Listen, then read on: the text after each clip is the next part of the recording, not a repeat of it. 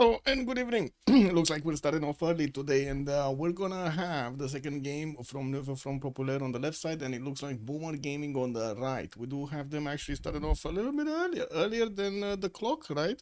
So let's actually see what they're gonna go for the ban phase here. We do have them actually with quite a few civilizations banned from the first game.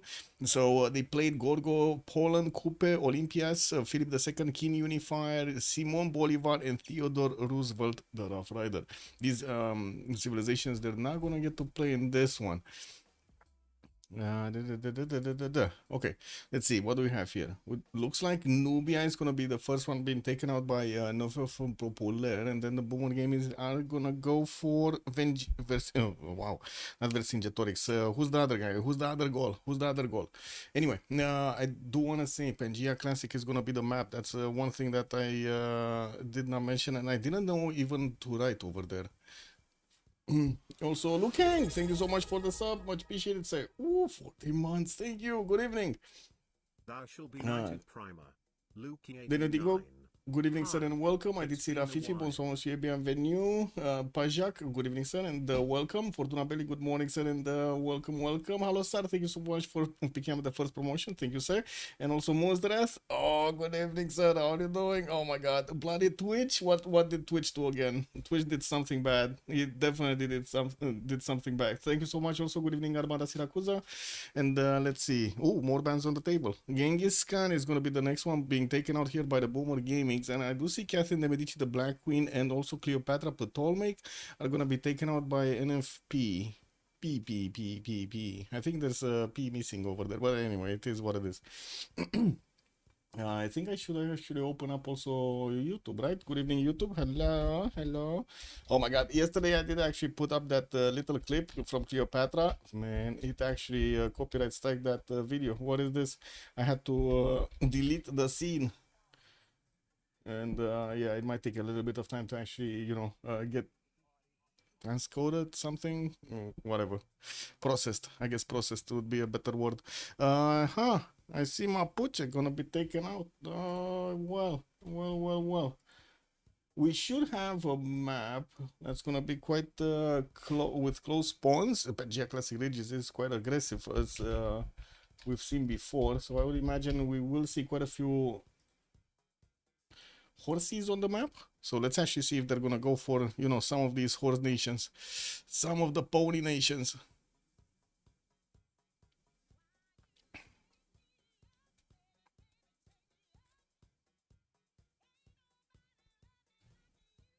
Julius Caesar.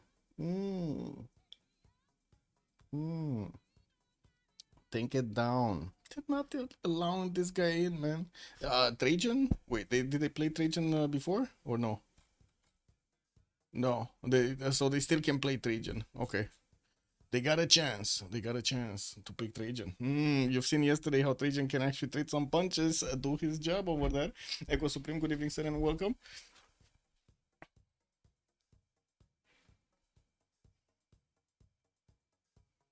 We're still waiting for the ban here from the Boomer Gaming side. We got 3 more to go. 2 on the Boomers, 1 on the MFPB, and then we're gonna see what kind of civs they're gonna start picking. They're gonna need to show us 4 picks before the end of the ban phase here, or I should say the next ban phase. Kick. This is fine. This is fine. This fine. Should be fine. Okay, next Zulu, another one of these aggressive nations. I mean, we do have Persia still available for them. I'm pretty sure they can pick that up. And Montezuma totally disappeared. Matthias Corvinus also hasn't been used that much. Have you seen that? A total disappearance from the ban phase. What is this? Nader Shah gonna be the next ban. Okay, so they took out one of the Persias. And there still is Cyrus available. Again, if they didn't play the first one, what are you doing, little devil? Mm. I don't know. She's trying to find something to play with, I guess.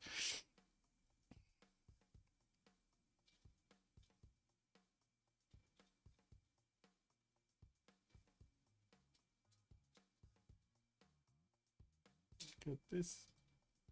Come on. Next up, Eleanor. That's the last band from the first phase. Really, Eleanor? Hmm. I really wouldn't have considered Eleanor even in the band, like in the like all of them. But I guess we're gonna need to see. Yeah, Alexander is still there. Basil, yeah, Basil, Alexander. Only Olympias. They played Olympias in the first one. That's the only one that you know, from the aggressive one. Aggressive. Well, I guess Simon Bolivar would also be one of those. Rough Rider. Those are the auto band ones. Oh, okay, okay. So not Eleanor, Vercingetorix. They really don't like the gold. They took both of them down. Wow. Okay. And immediately picking up Cyrus here, MFPP are gonna go for the immortal range here. We're gonna need to see what the boomers are gonna come out with. How did they fail yesterday with taxes so bad? Timings. Timing. That was the problem, the timing. I guess you could say that the distance was also a bit of a problem at the beginning, but mm, mm. It's just basically the second timing was not good on that side. His timers came out way too late. This is not Division One actually. This is like the relegation game, and I believe it's being played between a Division Two team and a Division Three team. They're basically playing for whoever's gonna get the slot in Division Two for the next season, if I understand this correctly. Should be. Not sure if it said anything here. No, these are just details of the game. Games. There are 5 games. They need to play. This is a best of 5 series. What are you doing, little one? She's just flashing, guys. I'm sorry. She's flashing the tail. This is incredible. Look how she's actually placing the tail in the image. How does she know that she's actually being filmed? Her tail is actually being filmed like this. What is this? Look at that. It looks like she's whipping me with her tail. It's between D3 second team against the D2 seventh team. There we go. Momolax, good evening, sir. Thank you for pointing out. Hey, Macedon, they're going out. They're going out swinging. We got Boomer here going for Macedon, Alexander. And it looks like also Vietnam is going to be picked up here. Okay. Well, next ones. What's the next one? Yeah, Cat Power, Monstras. Cat Power. Man, these animals.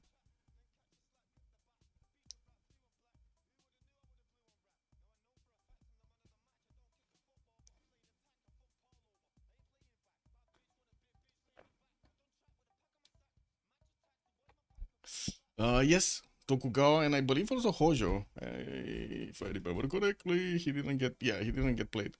Both Japans are. I don't think they're gonna go for something like Japan. Well, I guess they could actually pick one coastal, so they could try to get some gold, you know, from harbors and shit. But I think they're actually gonna go for more aggressiveness, and it looks like Montezuma finally is actually getting in. Ooh, we might actually see a Matthias Corvinus be picked up. Paul like both Civs picked so far. Oh, I see. So we don't know exactly where they're gonna go. It's a dust bun. Dust bun. Sounds funny. Dust bun. Pangea Classic, it's rare these days. Yes, yes. Oh my god, they play so much Rich Highlands over there. Big Pebbles. And the Puddles map. They really like the Lakes map. To be honest, I kind of like it also. It's quite, I guess, quick when you're talking about commentary, and it's like more fast paced, so I get to actually talk about action and stuff. And not talk about, oh, this guy built this wonder. Oh my god, that is so beautiful, man. It has, look at the corners, look at the curves. Oh my god. Yeah. Anyway, what do we have here? Cynthia gonna be taken down. Yeah, not allowed in. The boomers are gonna say no to the double horse lady here. Okay. What's the next one? Babylon. Okay. And that kind of makes sense. Wait, they didn't ban Technic. We still have that powerful Maya, right? The OP Maya. Technic. Why are they not? Well, I guess they might be considered Technic next. Yeah, this one. So we still have Basil, Technic, Theodora, Tokugawa, Trajan, Uzetian would also make a splash over there. Oh, it's been some time since we've seen actually Uzetian push. You know, that big as the baddest Uzetian push. The new Civ became pretty unpopular. Yeah, I guess they kind of ran out of steam over there. Well, I guess, they played them so much that now it's not new anymore. It's just another Civ. Why keep East versus West in the pool if it's not getting permanently banned? If it's only getting permanently banned, I think we did have a few games played on East versus West. I think, yeah, it's been played a few times. We'll see if it gets in or not. I guess the players are gonna decide. Uzetian on the Boomers. Ooh, okay. We only have a ban left, and it looks like Trajan was selected here by an MVP in the second to last ban. Go, Perja, go! Is this being played? This is on the live version. Yeah, just like Linda was saying, it's the live version.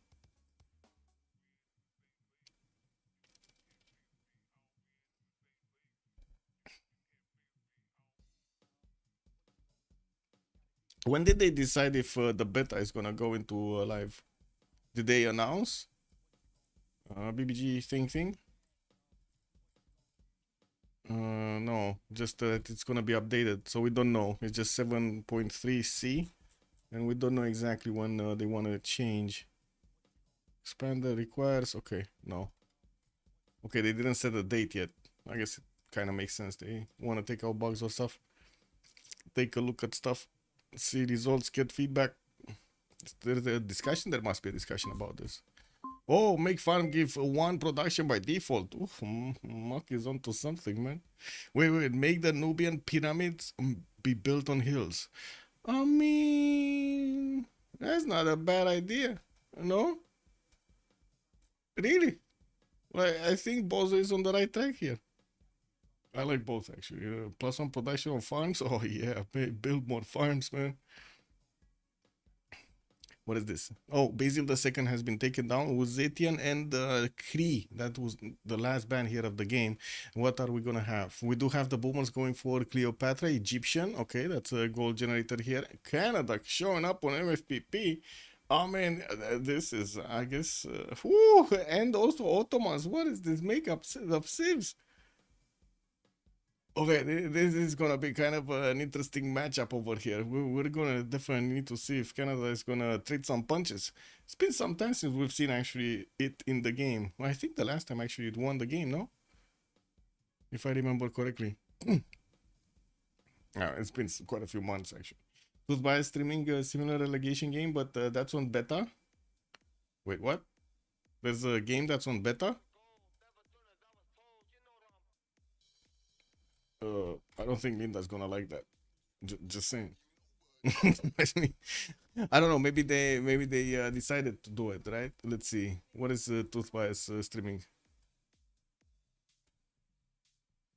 Oh, both teams have agreed to play on BBG beta. There we go. Both teams. That's why Chillbro and the Sharks. Both teams. That's why they are playing on the beta.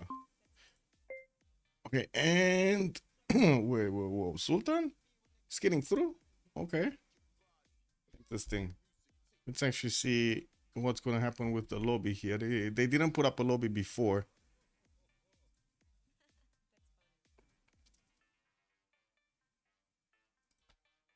Let me see. What is this? Okay, they're getting into the game.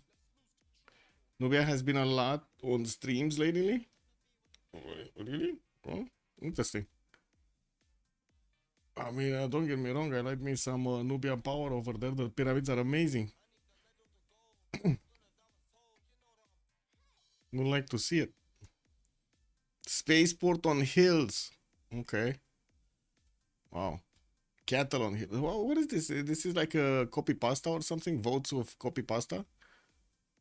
Wait. Proposition. Ban people who don't understand how to use threads and respond directly in the channel. Okay. Sure.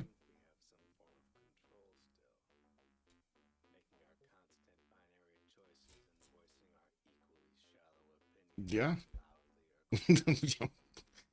Yeah, why don't you know how to use threads? Disgusting. What is this? Oh, beta build feedback. Okay, there we go. Mm. Don't see a discussion about when.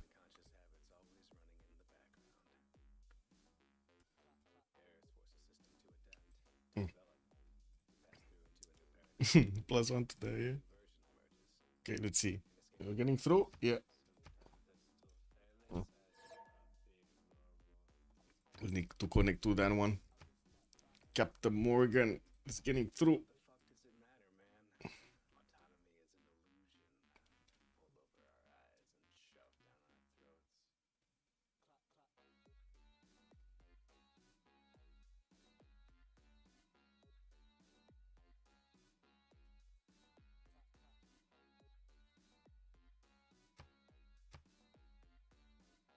Just waiting, I guess. Missing BBG? What? Oh, Armandarid is missing BBG. I thought the host was, and I was like, no, I need to remake this. Wait, BBG expanded? Oh, it actually is missing BBG. Like the entire lobby is missing BBG.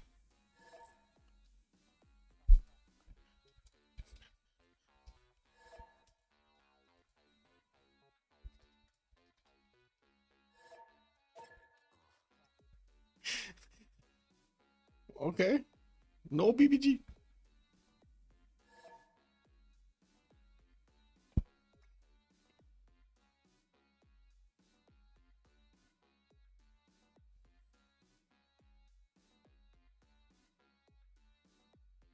No, I'm pretty sure Justice is gonna rehost. I'm just waiting for him to get out of this lobby so I know when to spam.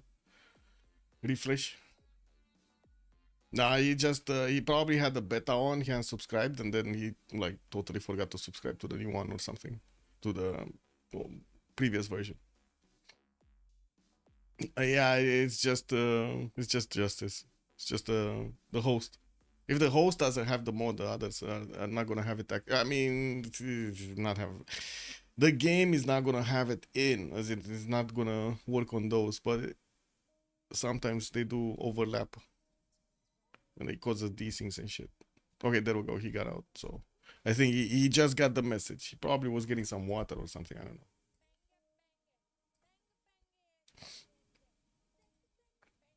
Oh, look at that! This guy actually just now, he's at 8,800 hours.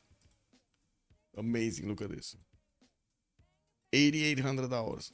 We got a perfect moment. Okay. Need to wait for him to get the mod and then we'll see.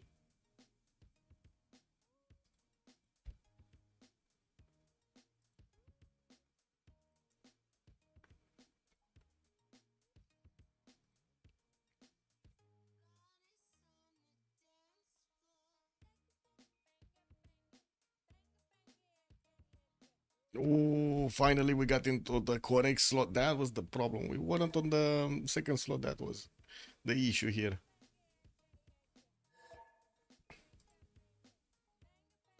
Thank you, Pajak. Much appreciated, sir. He unsubbed the beta. Yeah. I think so. I think the same.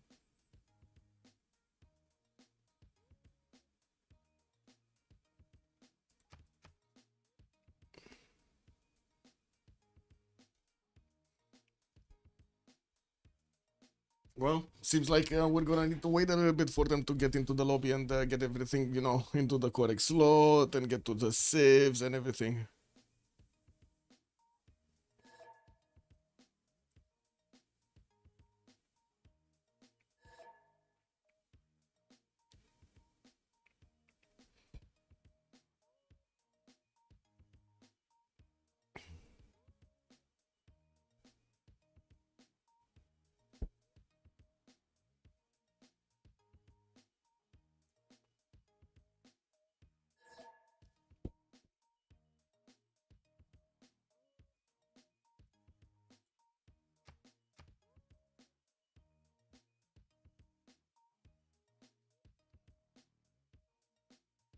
Wait, is he actually gonna play Canada on the first slot? Oh, we might be seeing another culture victory. we'll see. I don't know. I don't think they're in the proper slots yet. If I remember correctly, Team 1 should be Boomer Gaming and Team 2 should be NFPP. And I'm pretty sure, yeah, pretty sure Nemesis is not from Boomer Gaming. We got Boomers with Justice, Paul, Forking Knight, and then Propi. And then we're gonna have what is this? Nouveau from PoPouler, Mandarin, Buricot, Captain Morgan, and Nemesis playing today for NFPP. The problem is Canada often finishes on the coast. That's not that big of a problem. Canada won a Pangea Classic. Yeah, it definitely is gonna be interesting. Might not have that much Tundra to actually, get his things going. We'll see. We'll see. We'll see. We'll see. Currently 83, 83.4. Oh my god, you're missing an 8. Oh, Muzrat, you need to, screenshot that when you got to an 8. Yeah, exactly. You gotta do that, man. NFPP chose this map, so they must have had this in mind. Yeah, probably. Let's actually see what they're gonna pull out with Canada. Might be interesting. We'll see. Yeah, I'm pretty sure it's gonna be spawn dependent though. Like if you do get like a good Tundra to work or shitty Tundra to work, we're gonna need to count those deers. Of course, it's all about the deers. When you're in the Tundra, it's all about the deers.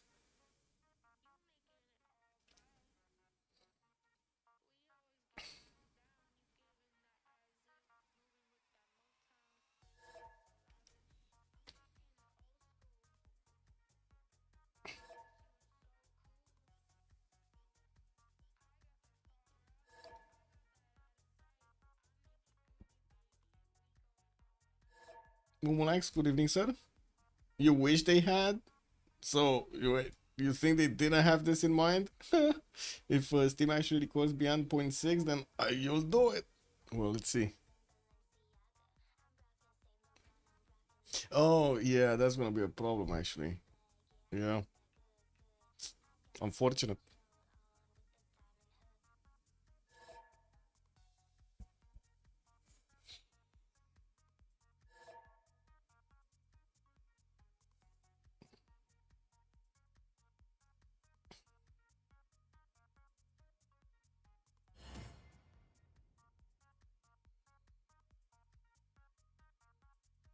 Okay, they're still swapping around, trying to figure out their slots.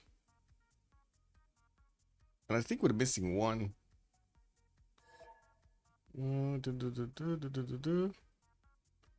Okay, we got everybody from NFPP. We're missing one from... Oh, we're missing Propi. That's who we're missing. We're missing Propi. He connected and disconnected. Okay. He's probably fixing mods or something like that. Canada Horse Rush is a thing apparently. Yes, it is. Yes, it is. Actually, the start of Canada, usually it's a really good tempo. Like, really good tempo. Even if you have like a mediocre start, it's really good anyway. Well, let's see.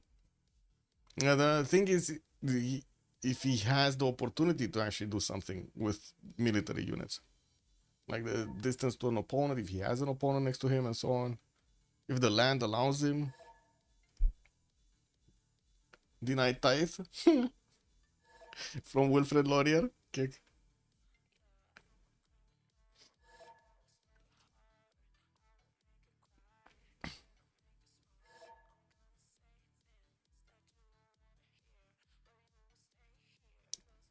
From Saladin, Vietnam, Macedon. From all of them, deny everything. I mean, you kind of need to deny the other one also. What's the one with the gold? Ooh. Wait, why is Forking Knight on the second team? Is this like a mixed bag of teams? They just got in? Oh my god, they're reshuffling? Is this like a normal, like a, random teamers or something? Because they're all pretty shuffling everywhere, no? They're on all of the other slots. What's this? So they're team 2 in the game? Huh, okay. Interesting. What was it? Did I read this? Maybe I misunderstood this. So what was it? Oh yeah, Boomer Gaming host and he's team 2. Got it. Okay. So Nemesis is actually gonna be top slot with a Lawyer. He's gonna keep that. We just need Buriko to figure himself who to swap here. Probably Propi. Yeah, probably Propi. Yeah, Forkinati is gonna go for Alexander, Paul, Saladin, Sultan. And there we go, they swapped. Now we're gonna see them starting to pick. Oh, they put Justice on the second slot and Burikot is gonna be the one top here. He's the specialist. Momolax, you probably know them better. Is Burikot the Canadian specialist? He knows the culture play. Wait, I've seen it with Canada Super Early Production. Yeah. Yeah. That production is gonna be something. Armandarin Montezuma. Looks like Prop is gonna go for Vietnam. Captain Morgan for Suleiman Kanuni. This is gonna be interesting actually, if he's actually gonna get all of that goal going. I'm pretty sure he will. And then Justice is gonna be the one playing Cleopatra Egyptian. Oh, they moved Canada from the top slot to second to last? Okay, well, yeah, that happened, boys. Let's actually put up the prediction here. We're loading it to the first map.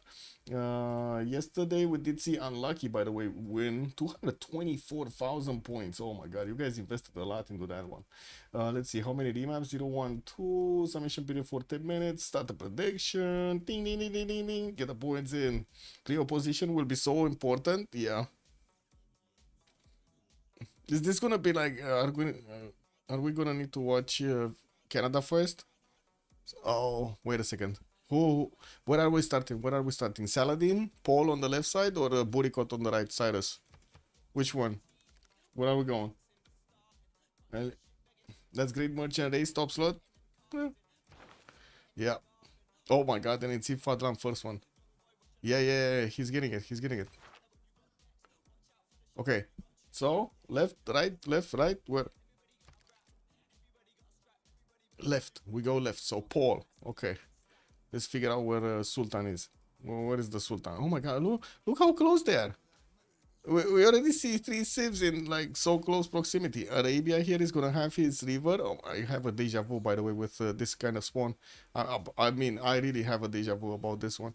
Anyway, we do see he's gonna have some dice tiles on the right side and on the second ring to get some free faith. We do have him with quite a nice river network, and also Mount Sinai here to the northwest to get more faith. I do also see he's gonna have to the northwest Persia. That's going to be one of his opponents. And then west side, that's Vietnam. And that's going to be, no, this is Macedon. Okay, Macedon. So they could couple their forces together to go against Persia. Ooh, okay. Persia might actually have a problem. And Egypt is here also, northeast. 3 versus 1 against Persia. I mean, I don't know who's actually going to be in the worst place here. Is it Persia or the others? Because he's definitely going to make a lot of units. Triple encampment setup. Here we go. Okay, next up, Vietnam. Where is it? Vietnam. Not this. Vietnam? Hello? Oh, there we go. Tingit de Bemaraha, second settle here southeast, could definitely go for the maple settle to the south so he can get the extra food. There's a few tutus around. I guess he's gonna need to discover animal husbandry there to get it. And we do see northeast. He does have also quite a few cities to settle on the rivers. Nice fresh water everywhere. Quite a few of forest and rainforest for him to get those districts on. And Vietnam does have, guess what? Another. This is a 4 versus 1. Vietnam, I mean, he could definitely, like, look at this. He can just close the chokes to the western side and just go attack Persia. If they just pull out, like, really, if they just get, like, every one of them, it gets, like, 3 units, 3 horses, Persia cannot do anything about it, right? He's not gonna have units for all of his borders. He's definitely gonna, be weak on one side. Yeah, oh man, he's gonna trade some punches, bro. 4,000 courses, yeah. Man, this is like he needs to be like that scene from oh my god, I forgot the meme. Anyway, whatever. Let's go forward so I don't blush. Ah, come on, man. What is this? Manual disconnect main menu. Not same spawn. Wow. Burikot, it's saying not the same spawn. So wait, there is a chance that we might actually see another spawn? No. That's gonna be annoying. I need to actually whatever. Let's see. Pella does have quite a few pastures. I do see he's gonna have the Ivory settle west side. I mean, has oh my god, what is this geothermals with two resources in the middle? Is this like trolling? This is trolling. I call it now. This is trolling, guys. This needs to go on the wall. This is like proper Phyrexian trolling. What is this? What is the thing? Big muscle board. This is Phyrexian trolling. No? What is this? Look at this shit. You cannot get a +4? Ugh. Anyway, yeah, well, at least he does have that opponent northeast, and it doesn't look like he's gonna have anybody else to trade punches with. Kumasi western side, Vatican City far south, Buenos Aires southeast. Good river network, not that much production though. I'm not sure if I actually like how much production he has. It is what it is, not a lot of hills with forest on them. And let's see Cleopatra. What is Cleopatra? Did he join? Yeah, he did. Cleopatra just placed down her city. We got a 3-1 base here on a right style. Looks like Justice is gonna have Mount Kailash on the right side to actually get some extra culture and faith from. Could definitely get that nice. Oh, fresh water here, and also 3-2-1-1 bananas to actually feast on. That's amazing. And of course he could settle another city towards the north there, split that up. Has a pomegranate settled north, and also quite a few floodplain tiles to benefit from. More maybe you know, he's gonna go actually to do something with them, because last times we didn't really see something made with them. Now we also do see that he's gonna have nice river network around. Actually everybody on the Pangea class regions, by the looks of it, will have a nice river network spanning around. And he's very close. He's like 2 cities away from actually getting to Persia here on the western side. Nemesis. Now this is gonna be the moment of truth. Does he have a good spawn? I mean, 2 deers in the camp, 2 deers second city, 2 deers third city. Okay, and then that's it. I mean, that's kind of it for his cities in the tundra, no? I don't think he's gonna get more in the tundra unless he actually goes past Fez here. Anyway, otherwise he's gonna get these Mercury settlers in the south, and he's also gonna have the opportunity to maybe help out Persia if he actually comes to the south quite a bit, and I'm pretty sure he will try. We'll see if they will actually keep this map. We still don't know if they're gonna keep this map. There are units starting to move here, and I'm pretty sure they're gonna discover the fog of war in between them soon enough. Okay, Montezuma. He's kind of in the corner on the western side, but he does have actually a good land to go for. Pantanal on the west, also past the mountains, +4 campus in the mountains. Actually, in the capital, he has 1, 2, 3 very good campus slots. Also on the eastern side, he's gonna have this mountain range to get some more nice. Also maples, a little bit of extra gold doesn't do any harm, and we do have him with the spice stars in the south to get the extra food as well. We're gonna need to see if he will be able to actually close the chokes himself and also keep the chokes for himself so he can pass armies through, or is he gonna be Vietnam that will actually get the better of him here and keep him behind the mountains? There aren't that many actually chokes needed, right? We got like 1 here to keep a unit, and then okay, let's see like this. So 2 units here, 3 maybe here, 4, 5, 6, 7, 8, and that's it. 8 units, and you're gonna close the entire mountain range here, the entire western peninsula. Ugh, that's kind of nasty. You're cutting off Armandarin. Oh, hope not. Actually, we're gonna see. He's getting an Eagle Warrior out, and I'm pretty sure he's gonna go east with him. So let's see what is he gonna pull out.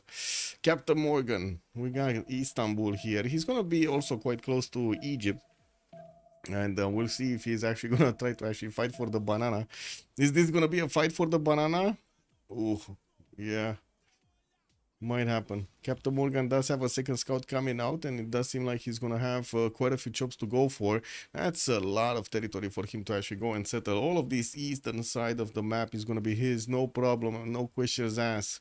We do have him, of course, with Rakidet on the west, and quite far away actually Cairo on the southwest, and we do need to see if he's gonna be aggressive. So I guess we will see. And then the man of the hour here, Pasagarde with Boricot first. On the first line, we're gonna need to see if he's gonna trade the punches with all 4 of them. That's gonna be, I mean, in a sense, I kind of think like usually in these situations you don't really have the teams saying, "Oh my God, like you get 3 horses, you get 3 horses, they get 3 horses, we get 3 horses," and then they couple their forces together. They're gonna think something like, "Okay, let's actually like you go see me, you get some commercials there, then you go for maybe you get some encampments, you go full strong on him." They'll basically one he else himself into one of his opponents, and the other ones are just watching. And when they do that, they're basically allowing the one in between them to survive. No? Let's see. Let's see if this is what's gonna happen. I feel it now. I feel it now. I've seen it so many times. I feel it now. Persia in perfect position to grief 4 players. Yeah, exactly. And he might be fed by his opponents here. Amazing. Amazing.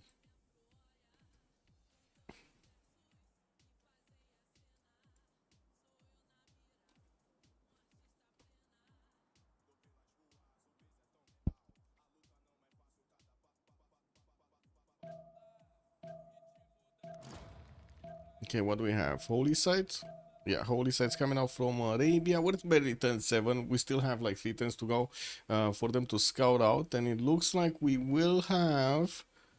So wait, Persia got 2 scouts and a warrior. He's bringing back the warrior? He's not gonna get to meet Macedon? Oh no, they met Macedon. Okay, he met Macedon southwest. And I think he sees also... I'm pretty sure actually he sees loyalty. Yeah, he definitely sees loyalty here. -6s. Or will see. He sees the -2. Alexander must be one to either Persia and Vietnam or Arabia to finish it. I mean, if they don't do this quickly, they're gonna get. He's gonna get help, right? Persia's gonna get help. Like for example, Vietnam is in between 3 opponents here. If you look at it in another way, right? You got Canada northeast, Montezuma west side, and then Nedersha on the east. Oh, what is this? Wait, is Justice gonna step into fire so he can find out Persia? Is this the great trial of Justice? Oh my God! Wait a second. Is he doing this? Is he actually putting his warrior's feet in danger to step into the fire for the great of the East? No. Oh my God! And he revealed himself to Persia. Man, now they know. Now they know there are 2 players around him. He could have just sat there, man, watch the fire burn. You see what happens? You don't go through fire, boom, you get revealed. Yeah, nasty. Yeah, yeah, nasty.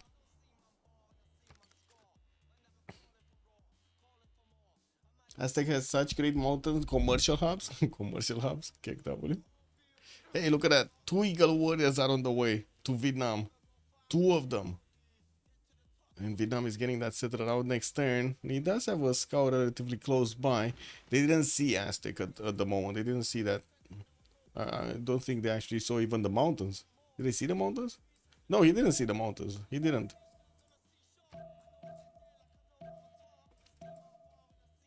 Okay. We got a pause and we got a vote going. Did they...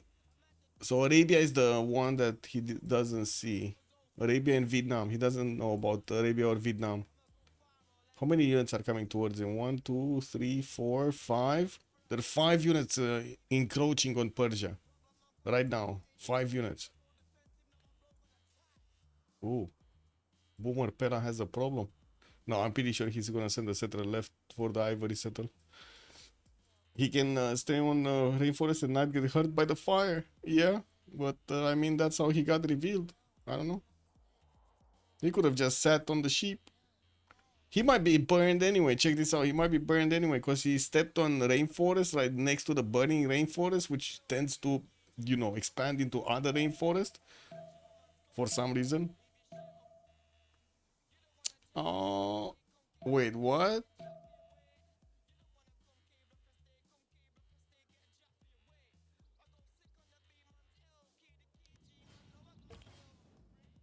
And he got burned? Oh man, bro, they remapped this. Why? Why did they remap a map that in which they had actually a person in between them? 4 versus 1 situation, guys. 4 versus 1 situation, and they remapped this. Burning rainforest, or it was burning rainforest. And look at it, it got burned. Look, you see, it was on the aluminium tile last turn. It wasn't burning. This turn is burning. Yeah, he got burned. He could have just walked through, right, and did not. I mean, it doesn't matter because they are the ones that remap this anyway. I guess we're gonna see if there's gonna be another better map. They didn't know about Canada's position. I mean, does it matter actually? I don't know. I guess in the grand scheme of things, it might matter, but yeah, 4 versus 1 situation, man.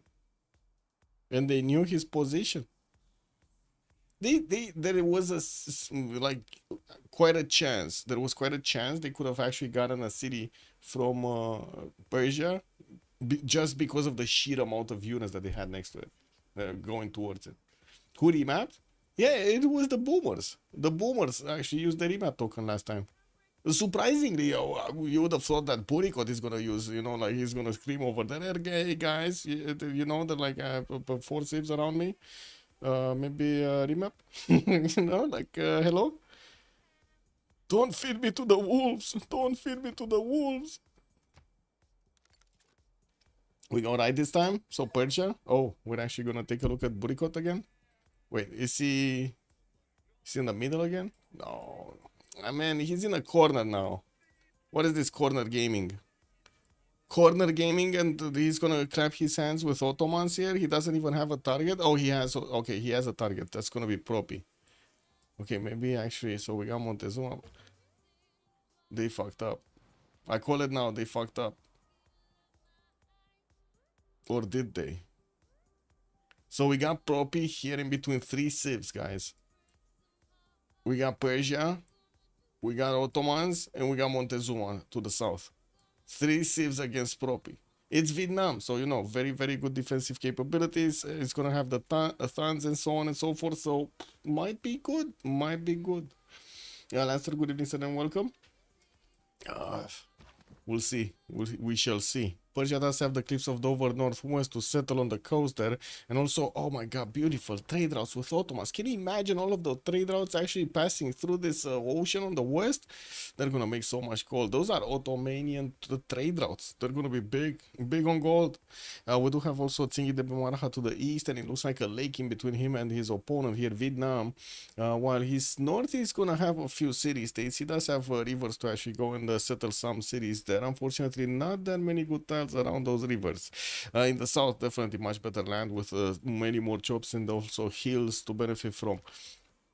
But what do we have next? Captain Morgan, Istanbul, gonna have a +3 campus in the capital. Looks like he cannot actually settle another city to the south on the same river, but he could definitely use the lake that passed the mountain on the east. And then he does have all of these rivers to actually go for. Western side, coal settle, maybe honey. We're gonna need to see how many cities is he gonna want to get, because he does have Persia to the north to also split this land with, and I'm pretty sure that he's gonna ask Persia to, go a little bit to the north, maybe 1 city, and that's it, because we need space. I need space. It's big, I'm big, very big. Hetaris are gonna might visit the ice hockey ring. Oh, that's gonna be funny. That's gonna be fun. Oh my god, he's gonna do it. He's gonna do it. Nemesis might actually get punched in the face. Anyway, yeah, let's see. Forking. We're actually gonna need to be talking about. No.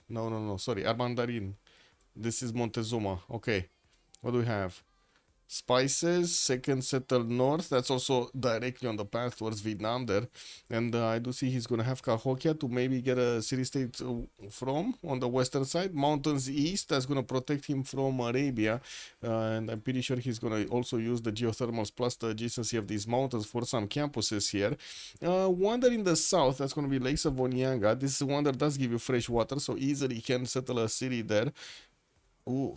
That's actually very big. That is insane as a second city.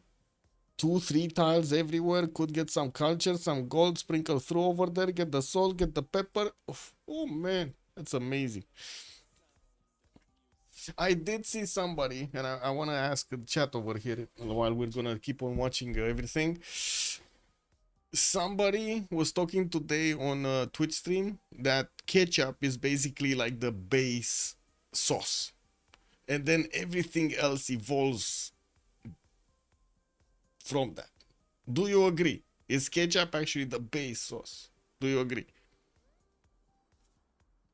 Canada not apply? Not happy? Oh, not happy. Yeah, he's not happy. He's really not happy. Cleopatra, what is Cleopatra? Corner spawn for Cleopatra. What Justice is gonna be here? Well, I guess he does have quite a few rivers, fresh water to go for. He's gonna be relatively be protected. There is Arabia here that is gonna also protect him, and we do have Macedon in the north, so he's gonna probably be the simmer of the team here. I guess it's fine. Ask them Frenchies for their 5 sauces. What is that? I don't know. What is that? Ketchup is sugar. Sugar is poison.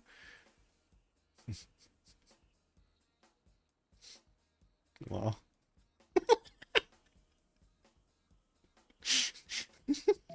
Ketchup is basically tomato puree. Yeah, yeah. I mean, but sometimes you do get quite a bit of taste out of it, no?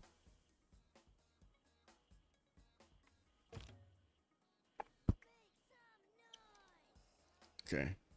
What are the next ones? Did they actually wait a second? We need to see if Vietnam is gonna get his way here, and also the spawn of Canada. So Vietnam, wait a second. He's not gonna see anything. We're 10-3, and we do not have a scout going north. As I guess Aztec does have an Eagle Warrior going north, but I'm pretty sure he might actually be distracted by Cahokia western side if he actually sees the borders. Burikot is getting a scout next turn, and I'm pretty sure he should be going east because he knows about the position of Istanbul. Anyway, let's see here. Ottawa. 3 deer spawn. 4 deer spawn. Okay. 5 deers if he goes for that third one. Or in the north does have non-fresh, well, I guess coastal cities to go for. 1, 2, maybe 3 over here on the west. That's at least gonna have some rivers to get to. Pantanal southeast in between him and Macedon. And well, from what I do notice, this is gonna be painful. I gotta say, Forking Knight might actually be the one that's gonna take down Canada today. If they do keep this map. Also, you can make fresh ketchup at home without the sugar. Oh my god, wait, you actually need to share to Echo Supreme the recipe. What do you mean? He's missing out? He's missing out on the power of ketchup. There are 2 tomato sauces. One is without onion and garlic, aka ketchup. The other is just tomato sauce because it has onion, garlic, and other added flavors. Let's see. Interesting. There's a big mix over there in the sauce. It's the great sauce. Man, imagine if they had ketchup on the time 2000 years ago. When was ketchup invented? Does anybody know? I have no idea.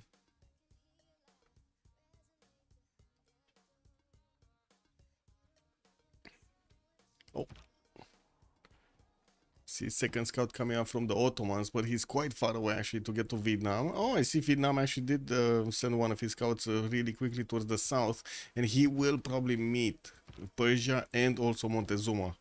Not gonna know about Ottomans, but I guess it's not hard to actually, assume that he's gonna be passed there to the southwest. While it doesn't seem like any one of his allies is gonna be in a position to actually do anything about this. And I do have to say, this kind of looks like a 4 versus 3 situation in the land warfare, because Egypt is definitely not gonna do anything. We could see the same thing here from Ottomans, right? Captain Morgan might actually not make any military units during the game because he's far away. Okay, let's see. Where is this one going? Zolut, good evening, sir. Ketchup is a Malaysian name for a red sauce originally. Ah. So what was the red sauce? Hola, Facundo. Hello, good evening, sir. And then there's a tomato chutney, which is the healthiest of them all. Look it up, easy to make at home, fresh taste. Wait. Ketchup. Where and when was ketchup invented? Let's ask the big question. Wow, ketchup, it says it originated in ancient China. fermented fish sauce. But the modern tomato ketchup was developed in America. So two things. One was named like that, but then it got replaced with something better. I don't think I would have wanted fermented fish sauce. Just saying. Would you, to speak Romanian? Da, domnule. Vorbești și română. Yes, I do. Multiple varieties of tomato chutney with all combination, multiple components and spices. I see. The 1812 overture. Oh, yeah. Well, the great mix. The great change of the sauce. Harissa is my favorite tomato-based sauce found in the best kebabs. Harissa. Interesting. What is this? Harissa. Ah. Let's see. A hot chili pepper paste native to the Maghreb. I don't think I tried this. We got already a warfare? A war between them? Somebody declared. Oh, I see. They smacked a Vietnam scout. Propaganda was like, hello, Armandarin. Are we friendly? Are we friendly? And then Armandarin was like, Spong! Directly one to the scout over there. Man, he didn't even wait to smell him. The fish sauce, yeah. I mean, I don't know. That's what it says right here. Fish sauce. Ugh.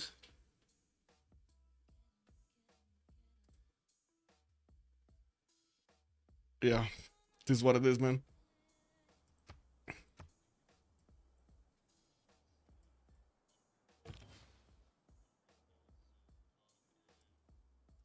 Oh, look at the trail. The trail of Eagle Warriors. One after the other, they're going towards the Vietnamese borders. We got some units from Persia from the left. It looks like also Ottomans could have been there, but his scouts are kind of far away.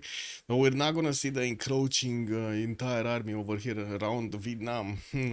But we're definitely going to see these Eagle Warriors try to snatch something. And as you've seen, they actually do a lot of damage to the scouts here.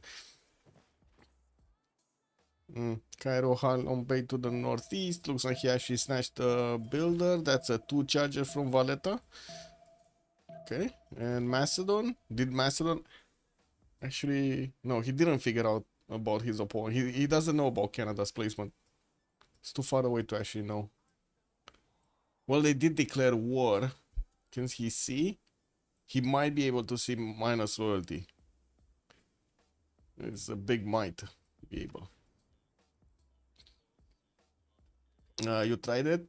A vegan version? Wait, there's a vegan version of a sauce? It's a sauce. What do you mean a vegan version? Oh, well, I mean it's not made. You mean it's not made from animals and stuff? I mean, this is like spices, herbs, and the bakluti peppers. There's no animal in here. No? There's no animal in here. This is gonna be the map, guys. Oh my god, this is gonna be the map, guys. So let's actually see. Click, choose remaps. One. We had the one remap. Okay, there we go. The poor Wilfred. Yeah, he gonna get bullied. He doesn't know about Macedon. Macedon doesn't know about him, but I'm pretty sure he's gonna get bullied. Like the second Macedon is gonna figure out target, he's gonna be like, woo, yeah, press the button, bro, press the button. And let's actually see, what do we have? Saladin, we need to take a look at him. He's getting that settled out next turn, and he does have his holy site already pre-placed.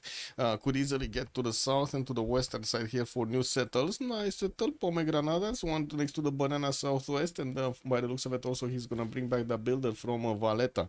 Yeah, we do have also iron tile second ring here with horse tile second ring towards the north. Both strategic resources are easy to acquire and cheap. Let's see, Propagandi. Propi's gonna have a problem. He's placing down his first son, and that's the... Oh no, he's going holy sites first. Oh, Propi.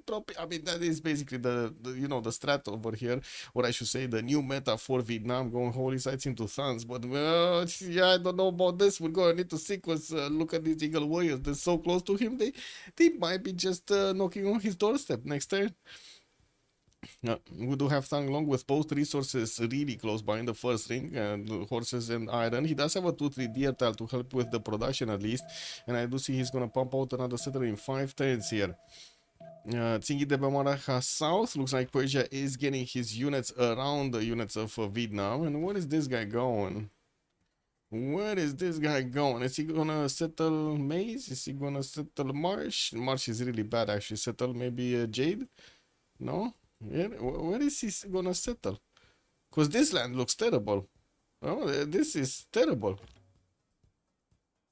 Anyway, we do see we got to next turn here. Alexander going for bronze working. We do have him with the vision over the borders of Canada now. He does actually see the sliver, the tiniest color over there, but he knows Canada is back behind there and he's gonna try to get there. We're gonna need to see. His scout doesn't have any movement now, and there could have been a chance for him to, you know, try to actually tickle the Canadian settler on his feet, but he said no tickling the feet here today.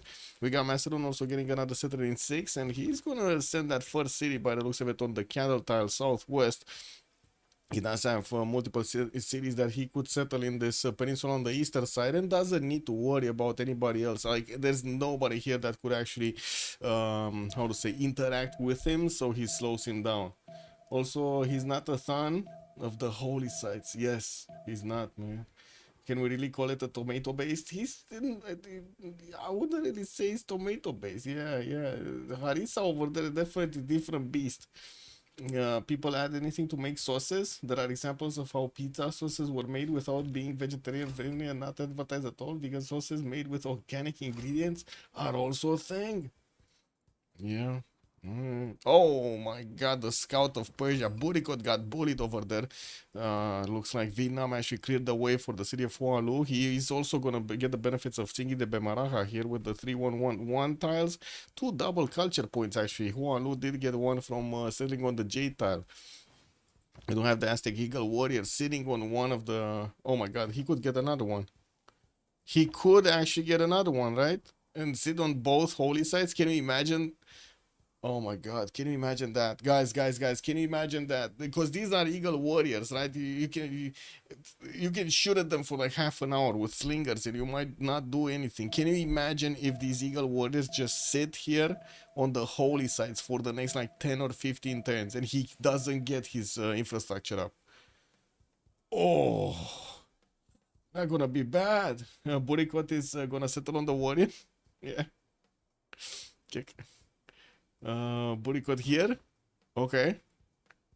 He gonna get that city, yeah. Yeah, he's going. I mean, it does look like Burikot is very aggressive. Probably he was the man on the last map, right? Anyway, now let's see Justice. Justice is here. Says Rakedet, we do have him getting another settler, some deer tiles for the chops or Temple of Artemis, one of the two. He does have seal tiles for the extra culture, and from what I do see also Nalanda is quite close by for him to get the benefits from. We do have him also with some turtles around the coast here, so he can get them to his allies, and of course also benefit from the extra amenity. When I do see his horse tile and also his iron are thirding out, that's actually the most expensive, and it kind of gives us an idea that he moved one tile to the south here from the tile next to the deer tile to the tile on the coast with the fresh water. Okay, well, I mean, his choice, man. He's also gonna get a builder here in the second city first instead of a monument. Nemesis. Let's see Nemesis. He got that second city, Montreal, to the east. Ottawa is gonna get a slinger to defend himself against the scout of Macedon. Started also improving some of these deers. You can see 2 of them got improved, 3 of them got improved. So really good stats now on Ottawa. I do see his warrior is up north there, and he's gonna need to bring it back. There's nothing in the tundra for him to actually see anymore. While I do see his iron is in the capital, his sword style is also thirding out, a bit expensive, but that's, I mean, he's kind of lucky that he actually did get this. No discount for Vietnam. Yeah, exactly, Berizar. Responsable should be a video. Costa Arena trading at Halong Bay between the Macedon and Arabia. Yes. How many lakhs on Aztec? We're getting there. Actually, next up, let's see. Aztec. Oh, he's actually moving. Check this out. This Eagle Warrior is trying to get there. Can he last move, first move? He should. He should last move, first move, right? Oh man, that's gonna be funny. This if he goes there and sits there, that's gonna be super funny. Anyway, Tenochtitlan here getting iron tile and horses south. He does have, by the looks of it, 2 continents worth of amenities here. Well, I guess let's actually not count the continents. Let's count the actual resources he has next to him. Not many. Actually, he doesn't have a single resource unless he takes a Valletta here, and I don't think he's gonna expose his east to Arabia. I don't think he's gonna go past these mountains. So it's 1, 2, 2, 3 with the jade, and probably 4 somewhere. Oh, the salt? Yeah, the salt mine is in the 4th. Ugh. Ugh. Yeah, anyway, it is what it is. Okay, let's see this turn. Is Armandarin gonna move on the holy side? This is like super important if he's gonna move on that holy side. Wait, he's getting a trader out? He's so greedy. He's getting a trader out, man. He's not getting a freaking how to say slinger. Hey, he needs a slinger. A more slinger. He needs like 4 slingers. What do I mean? Twin streak. Yeah. Aztec has like 4 amenities for now. Yeah, he does. I don't know if he's gonna get some more if he gets closer. No, he's not. I guess turtles would be a 5th one, but that's kind of far out of the way here in the Gulf of Aden. Anyway, let's see next Ottomans. What is Ottomans doing? Getting a Dirne east. He's getting that 3rd city also towards the north here. Looks like he's gonna pump out a 4th city from Istanbul quickly. Didn't go for the southeastern settle towards La Venta yet, but I'm pretty sure he still can. While I do see he's probably gonna sit on the same river as his capital here towards the north. He doesn't have yet units going towards his opponent here towards Vietnam. Oh, Vietnam got the warrior back here. Is this gonna be the great shift enter? Yeah.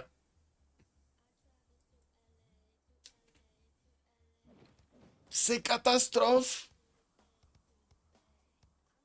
What is this? Propaganda. He's not gonna get his holy sites built. And we got Hualu. Look at this Hualu. He's trying to build a slinger while there's a warrior coming from Persia, from Shari Kumis. Oh. Oh man, what? It's like, how is he gonna push down? Look at this. The warrior basically dies attacking into the eagle warrior. There's like 10 strength difference, and this eagle warrior didn't even get his fortified defense yet. This one, look at this one. It's 38 freaking strength. That's amazing. That is amazing. Anyway, we do have him getting initiation. It's as a path. Oh, propaganda actually has dreams. He has dreams. He's gonna have a face generation. Wow. Okay. I guess that we can see the weakness of this start of Vietnam. Now, this is what we're seeing. The weakness, basically. Bomber Gaming should not have dream. I totally agree. The kind of game you want to rage quit? Yeah, basically. Yeah, exactly. Oh my god, I feel so sorry for propaganda, man. We gotta get these boys, by the way, to the land, to the French land, like Propi and Justice and Forky and Paul. We really need to get them to the land. Circassian, good evening, sir. No, this is not the semi-final. This is a advancement relegation game / relegation game between D2 and D3. So whoever gets basically to win the series will stay in D2. Will get the slot in D2. There is no way they could stand up Persian grief with such low economy saves. Let's see if Persia is actually gonna start griefing. He's placing down his encampment here in Pasagad. I do see his city Sharikum is kind of rebelling. Second encampment placed directly in the face of Vietnam, while Vietnam is still trying to build a 3rd holy site. Yeah, it's game 2 out of 5. Oh man, Prof is still trying to do it. He has a dream, boys. He has a dream. Anyway, we do need to take a look also at Cyrus here. His strategic size iron 2nd ring, and I do not see his horse style. Oh, I see the horse style is actually 1st ring from Pasaka. They got it. Yeah, did he see his Griffs of Dover West? Yeah, he knows that he could actually easily settle there, get some extra gold and culture. That could be a pretty good city. Anyway, he chose not to actually go that way. He wants to have all of his production as quick and as close as possible to Vietnam here, and it does seem like he's only 17 right now. That is a bit of an issue, right? Oh, sorry, it's 12. He's only 12, not even 17. Actually, Mandarin is 17. Okay, the scout actually got through in between these two Eagle Warriors. We do have a first Vietnamese slinger coming out here, but this is like, look at this. This is 10-19, and these Eagle Warriors. Look at how little damage actually the slinger does to the Eagle Warrior. It's basically barely scratching it. He's gonna get promotions. Oh man, what is he? Is he getting archery? He's 3 turns away from archery. So that's gonna be like turn 22 to get archery, turn 24 to actually get the archers out. He might not even finish these holy sites before the first era starts. Before, I guess, the classical era starts. Who won the first match? I believe MFPP. If I remember correctly, MFP. Yeah, MFPP won. Okay, Incamon's coming out from also Montezuma. Looks like they're gonna try to 2 versus 1 Vietnam here. Very aggressive. I gotta say, MFPP is sorry, Boomers are gonna be also aggressive here. But FFPP is gonna be aggressive against Vietnam, and then we're gonna have over here Macedon being very, very, very aggressive with Canada. 2 cities out, third one being placed. Also, I'm Jimmy Woos. Good evening, sir. Thank you so much for the prime, much appreciated. A natural holy opening is good on the Pangea Classic, except on truly faith civs. Yeah. But I guess the whole Vietnam is kind of turning into a faith civ here. That's how the meta has been played out. The thing is, Propi could have defended this. Like he sat with the warrior next to the holy site placement for like turns, like literally turns, and he did not take the placement. It was like he was inviting Armandarin. Yes, come in into my construction site. You can see holy site, very big holy site. It's going to be built. It's going to be beautiful. You're going to see. You can sit with your Eagle Warrior right here, and your bomb is going to get on fire. It's very good. Very good. Yes. Yeah. That's what happened, man. He was there. Also, Zorlu Vietnam is not going to have a general. Yeah. Maybe he's gonna get a religion. I don't know. Nor defender of the faith. You think Sultan is? I guess Sultan is from his own team, no? Yeah, from his own team. I don't think anybody's gonna get a religion actually here from NFPP. There's nobody actually incentivized to get a religion. He's dead on immortals plus a couple of horses. Well, let's see. Burikot here is definitely going to get his immortals out. He's, 11 turns out. And also we do have our Mandarin right next to getting his encampments down, finishing them, getting his also iron improved. Gonna get the boost. Gonna get the click-clack. Give me a second because I really need to get to the toilet a bit.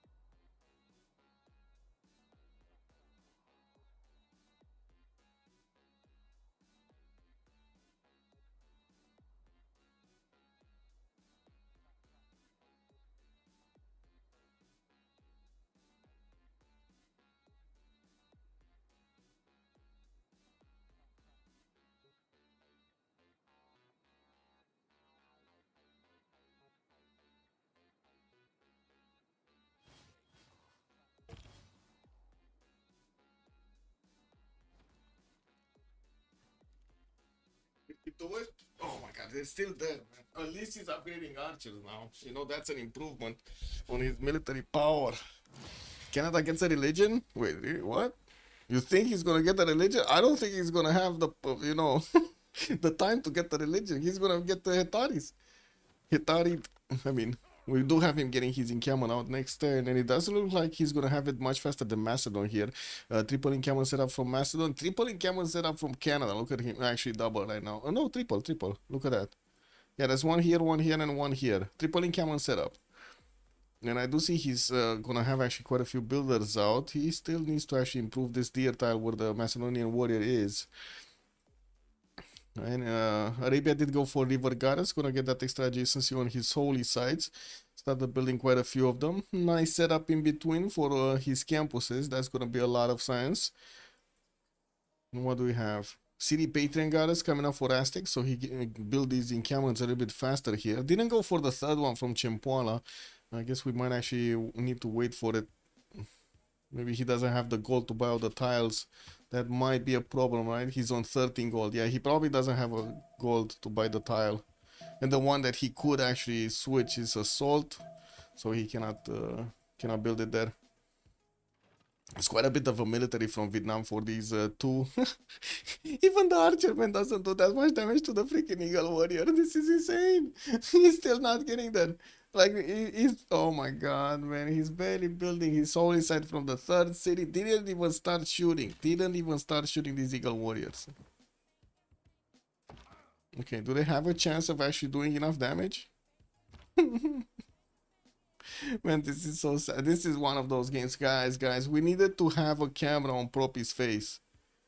Right? No, we needed to have a camera on Propi's face. Can you imagine the sweat right now just pouring through? Oh my god. You can even see it, you know, like on his cheeks over here, like coming from his brain. Wow. Yeah, like that.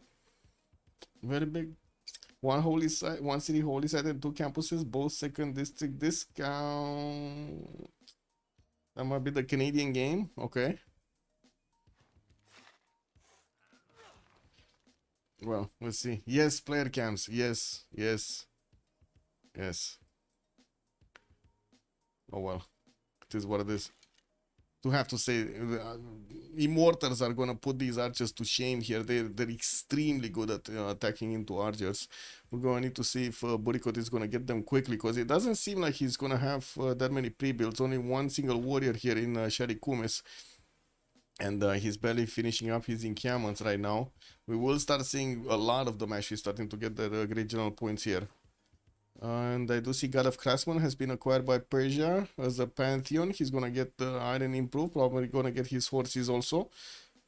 Doesn't have that many strategic resources though, like another horse here, and that's about it. That's kind of sad actually, a pantheon for like 3 resources. Commercial hubs opener from Ottoman, still no pantheon yet, and as you can see, he's getting that 4 city towards the northwest, towards the honey tile. I guess he's not gonna settle on the end of the river there. I do have him also sending a scout towards his opponent, towards Vietnam. Well, I don't think that's gonna matter that much. We're gonna need to see. The archers have started shooting, but guess what? The eagle warriors are just brushing off, man. Player cam plus live blood pressure monitor, please. Oh yes, you can see them going into the red over there. Oh my god, can you imagine that? Can you imagine what the numbers, what it would have shown on Propi over it? Oh man. Wait, he's trying to do the same thing. Propi sitting on the encampment of Aztec. He's like, hey, you do me bad, I do you bad, okay? Yeah, he's keeping it. Look at that. Aztec cannot build it. Wait, what the fuck? Armandarin, you could have sat there. At least another turn. Oh, I guess fun is over, guys. Turn 24, and Vietnam has a single holy site. Well, not sure that he's actually gonna get alive with these eagle warriors. Get away and alive. Anyway, encampment trading projects coming up from Aztec. He's getting another eagle warrior north, and I do see a new builder here, so he can start chopping some resources. While we do see Macedon is still building his encampments. This is solid. I do have to say, Macedon usually does want to actually get his units out with the Basiliki base, the unique building, so he will spend the time to get that building as well as to get the chops, stuff like that. It might be a bit too late here, because I do think Canada is gonna get a general. He's already starting off on that encampment training project. He's one turn away from finishing the first one, and then Macedon didn't even get there. But he does have 2 builders, and that's like 4 charges in between these. Could definitely chop. could definitely chop if he wants to. I think the big question is if he wants to, if he gets the pressure here. Because we do have Persia also needing to get that. He finished one in Cammond.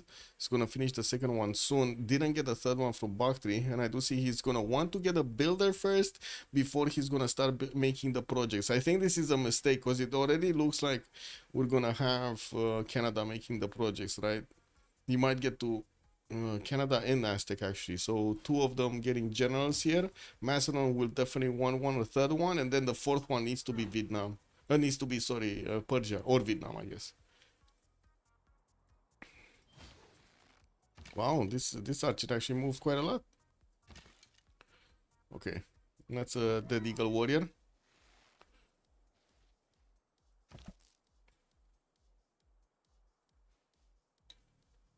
He might actually, Canada might actually get to deny the generals. And this is dangerous. I look at them. He has so much production in Ottawa right now. 22 production on that 5 population city. I do see also Hypatia is going to be the first scientist, but nobody even is thinking about campuses right now. We do have Arabia also 2 turns away from recruiting a great prophet, while I do see Canada and Aztec did actually finish their first projects here. Persia is starting to inch forward with a 1 point a turn. Finished his second in Camet and started off on some warriors. He will have iron working next turn, and I do see craftsmanship is coming out. I don't think it's gonna be a good idea to actually upgrade a single warrior into a. Well, I guess he could. With a what? I think with an immortal he could actually take a city here, right? Where doesn't it double shot the cities? If they're like 10 strength without a warrior inside, it double shots the cities, no? Are generals getting projected yet? Yeah. At least 2 of them. Aztec and Canada are projecting. I do see Persia is going to get the builder out next turn and probably will chop with that. Macedon is moving his builder on the chop. He might actually get to chop at least one project here from Pella. And he does have a builder with another chop here. Looks like he's going to want to get that stone chopped. I don't know if he has masonry. Not sure if he has masonry, to be honest. It doesn't show here. He's going for archery and craftsmanship, so I have no idea if he actually has masonry. Okay, let's see. In Camon coming up in 2.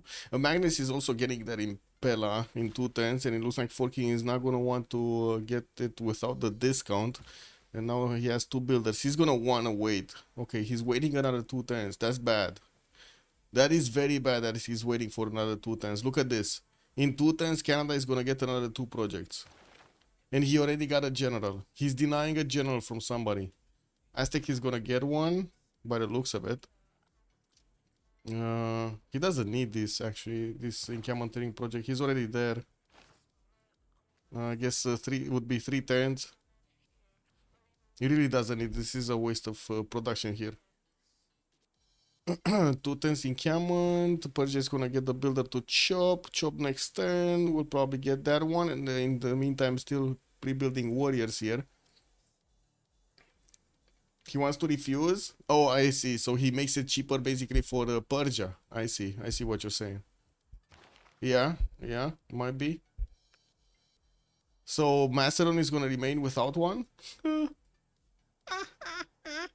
How is this possible? It's freaking it's freaking Macedon. How is this possible, man? Oh well, it is what it is. 13 Cameron finishing soon in Canada's territory. He did improve more of these deer tiles, getting a lot of gold also with all of these deers. He's on 31 gold a turn right now. There's so much value coming up of these tiles. I do see also the first Persian Immortal did actually get upgraded here, when we do have the Vietnamese archers exposed. Well, I mean, I guess it is what it is. Yeah, the city of Hue is about, he could actually get 2-shot here. If he waits for Magnus, he gets denied. Yes, I know, but I guess, you know, this is one of those times when which he thinks efficiency is better, but then it's not, you know. So we do have. Wait, Aztec picked it. Yeah, he picked it. Okay, he picked it. He picked it. Momulax. He picked it. And look at that, Macedon. Macedon is on 1 point. Is he chopping? Is he chopping? You gotta chop, Forking. You gotta chop right now, man. If you don't chop right now, big problemos. Big. Oh my God, Canada is gonna get it, guys. 16 out of 30. He's gonna finish in camp. Check this out. He could do it. He could do it right now. Macedon can do it right now. He could chop one encampment training project, then chop another encampment training project. There we go. There we go. He's doing it. One. That's one. And that's another one. And he's 1 point off.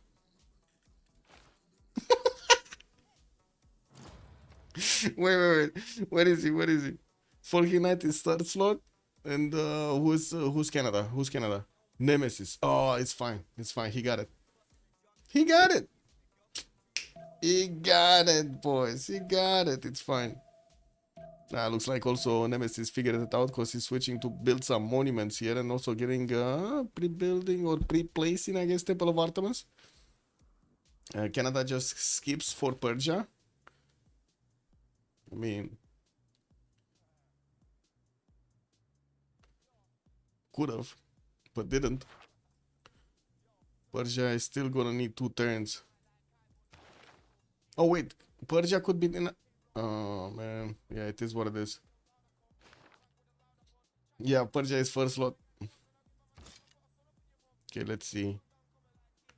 We do need to see when Vietnam is actually gonna get some classical units. I do see Forking Knight is 4 turns out from horseback riding, while Propaganda is 3 turns out from ironworking. He does have quite a few warriors here to get that, and we do have also Aztec starting to pre-build a few more eagle warriors, sending them towards the north, and needs to protect also his trade route because you know there's a scout over here that's very nasty.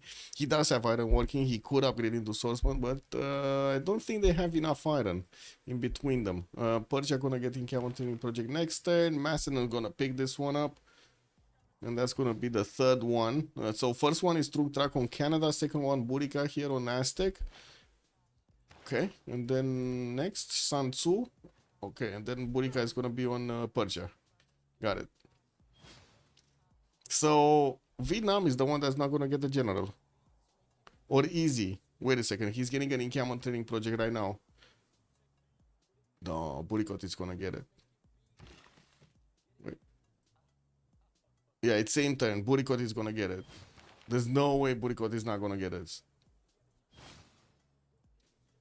Okay, Iron invested into Persia, and we do have him with the army deployed towards Hue. He's gonna get the general next turn, and will also teleport it here. Looks like he's pre-building a few more warriors, and Macedon will pass maybe. I don't think Macedon is gonna pass this. I think he needs it. He really needs it actually, because Canada got one. Yeah, there we go. He got it. Okay, what's happening here also? God of War and Plunder on Egypt. He already placed down his commercials. We did have them actually getting... no? Oh, actually, it's Marcus Ricinus Crassus. New map, new merchant. The first one, the first map we looked at the Ifadlan. Some more markets coming out. Builder from Swenet, and he's going for the fourth city towards Nalanda here northwest. It's not like he actually had other opportunities. First religion also established, Shinto. It's going to be the name. Choral music with pilgrimage here for the extra culture and also the extra faith for each of those cities improved, converted. While I do see Vietnam is barely making one great profit point a turn, I'm pretty sure he doesn't have faith per turn. He's on 7 faith a turn. All of that investment, oh my God, all of that investment, guys, just went down the drain. All of the pre-placement of holy sites went down the drain here. I said it, he's not gonna get the freaking holy sites before the switch of the era. Look at it, he's not finishing them. Oh, Soviet Gold, good evening, sir, and welcome. Did Cyrus still a setter or just massively he just massively photo settled? He went face forward right there.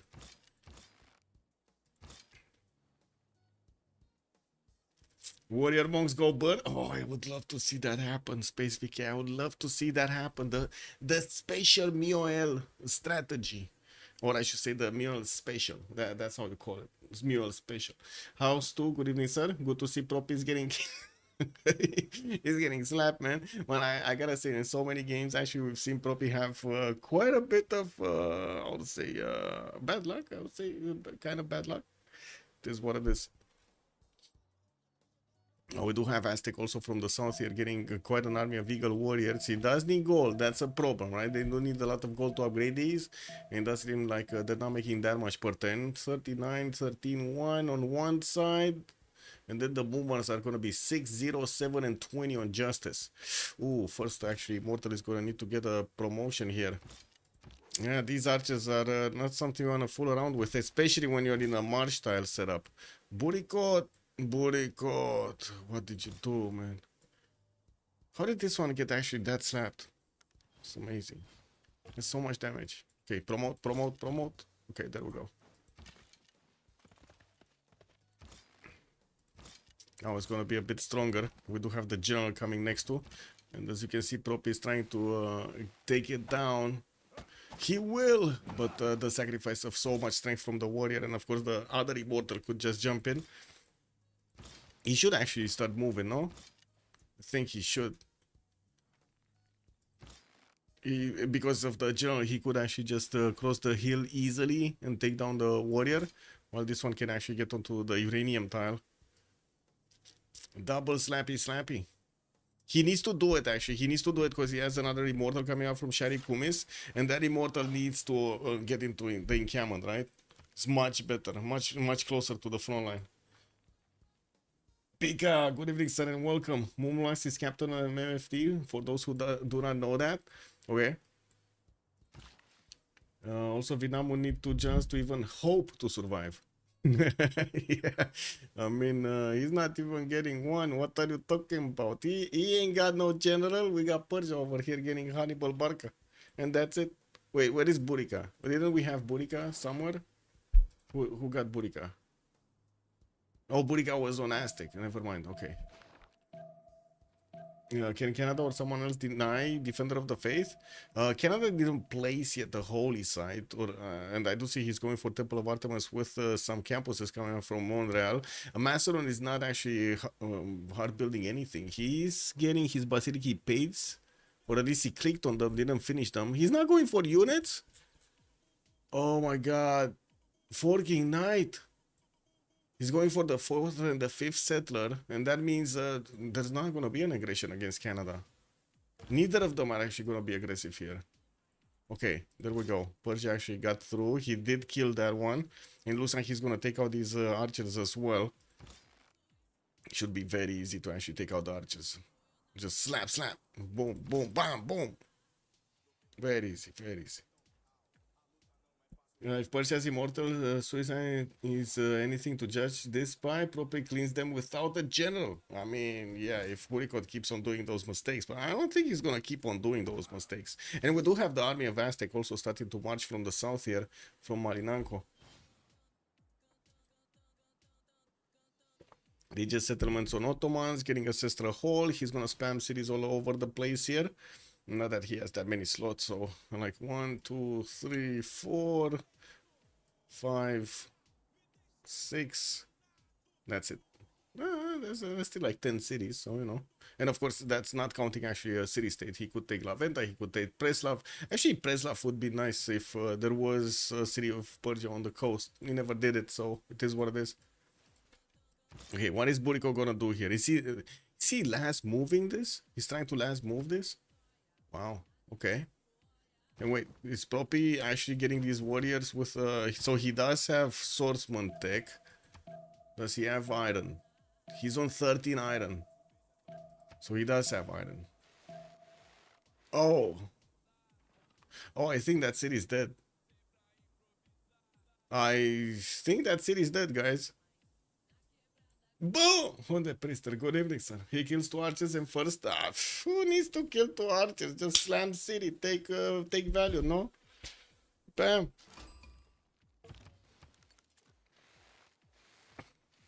There we go. Boom! City down. 1 city away. And Propi has all of these units. Definitely not in the correct place to upgrade them. They're in opponent territory right now. Look at that city, actually. It even grabbed the spice time. Man. Oh my god. Okay, Eagle Wood is coming from the south. Looks like Aztec is not gonna wanna wait to spend everything on these swordsmen. Like, He's bringing some from the south here, but still wants to use his Eagle Warriors on the offense. Keep it like a chat. Keep it like a chat. Yeah, yeah. So much for the holy side. Oh yeah, so much for the holy side. Man, that was he even built a shrine, boys. He even built a shrine in the holy side. I guess Vietnam is just not gonna take it. They saw holy side. They call the barbarians. What do you do when you're in trouble? You call the barbarians. Flying toilet. Good evening, sir. Yeah, bro. That's just yeah. I can only imagine what's happening right now in their comms. There is probably a lot of sad faces being shared over there. Yeah, Government Plaza from Pella. We do have him with the 4th city moving south by the looks of it. Oh, actually very far south on the May style. He's going to want to get the connections with Egypt here on the coast by the looks of it quite quickly. While Justice is still investing into getting his commercials and markets. Going to plug in Moksha here in SES. Like they're going to get some government minuses in. And then we do have our Mandarin that is gonna need to face actually the Vietnamese swordsman.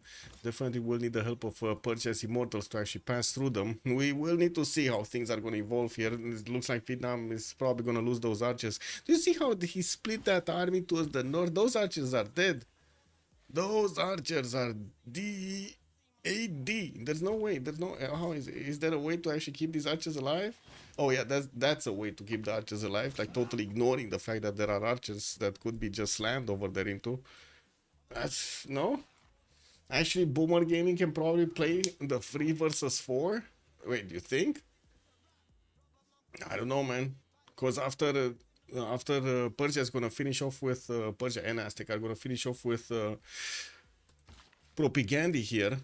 It's not gonna be that far until they could actually push into Canada northeast or try to push into Arabia and so on. Oh, not gonna be easy. Like they're gonna need a lot. Look at the production. Nemesis is 54 points of production. Captain Morgan 50. Oh, wait a second. Canada is an ally. Never mind. Canada is an ally.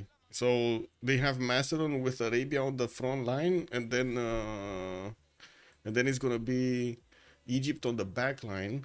But there, I guess he's not gonna have an alliance. And then we do have Ottomans as the one that is gonna be simming here from NFP.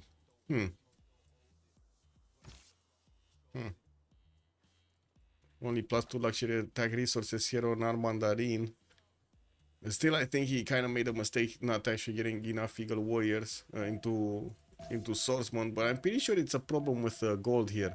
And as you can see, with gold and also iron. As you can see, Persia is actually getting quite a spam of immortals, and they're all gonna invade the territory here. Slowly but surely, these units are gonna die because of the immortal extra range strength. That's one unit that is very hard to actually slow down. Very hard. Jokis, good evening, sir. How many laxes? 2. Just 2. Nutria, also good evening, sir. Persia even has a scout catching the escape settlers. Persia is ready for everything, man. It's booty coat. It's very nice, very nice. So, archers died, scout died. We do have booty coat with the possibility of starting to shoot at these Vietnamese swordsmen with his immortals here. Does need to start moving them towards the south. There is no way a team has the production for an escape this early. Yeah, and where are they gonna escape into? That's the problem, right? It's like dropping from a lake into a bucket. Not sure if that's gonna be a good idea or an improvement. No?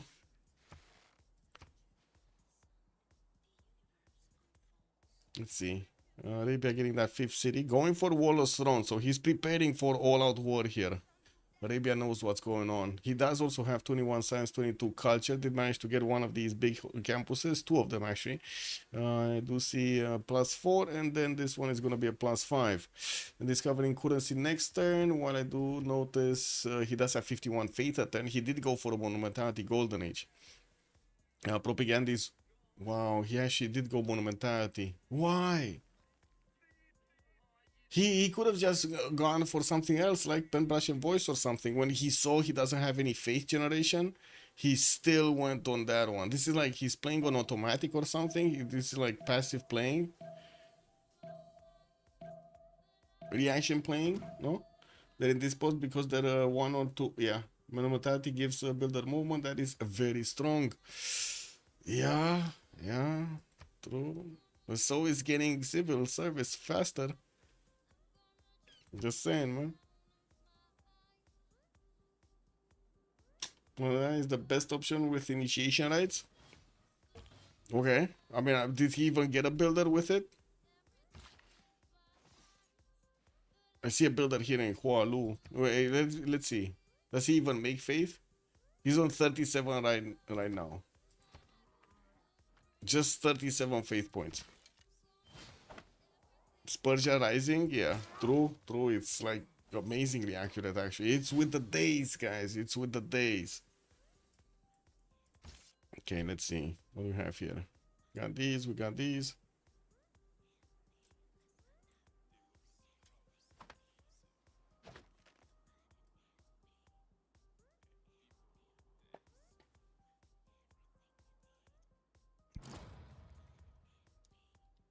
Hanging Gardens, Puricot.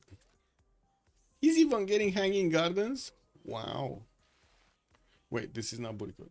No, this is Puricot. Where is he getting Hanging Gardens from? Oh, here? Wow. Well, never mind. Looks like the Vietnamese capital is under attack here. We do have the Persians immortals using the road connection to get there. While I do see Vietnam is trying to get some more swordsmen built there. We do have him getting invaded from the south by the Aztec units. He cannot, well, unfortunately, he doesn't have a general. So, yeah. It's a bridge. It's a bridge. Yeah. I mean, you mean this one? Yeah. Not really. It is what it is.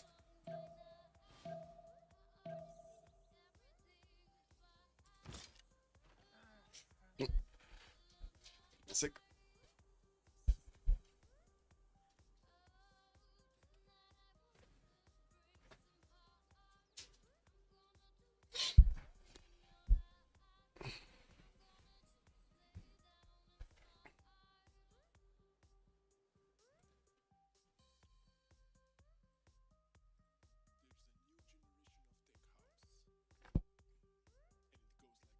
Ooh. Okay, more warriors coming. Coming out. Looks like Aztec is getting closer. But he's also still not benefiting from that many of these swordsmen. Whoa. Vietnam actually got a great prophet, guys. He actually got a great prophet. And he's going to try to make a religion. While we do have the Persian immortals with the opportunity to keep on smacking into Thang Long. First of all, they are using their range shot against it. And you did see one of the warriors there being taken down here from Vietnam. They cannot place the city under siege, unfortunately, because it's on a lake. Well, I guess it is what it is. We do have also Aztec sending one of his eagle warriors to help out. Okay. Okay, what do we have here? Macedon forward settling Canada on a non-freshwater position on the Pantanal. This doesn't give you freshwater. Yeah, it doesn't. And he did manage to get God of the Forge as a pantheon. And started working on more Basiliki Pades, getting more, okay, getting his wall of throne in the Gavron Plaza. And I do see builders are starting to improve stuff over there.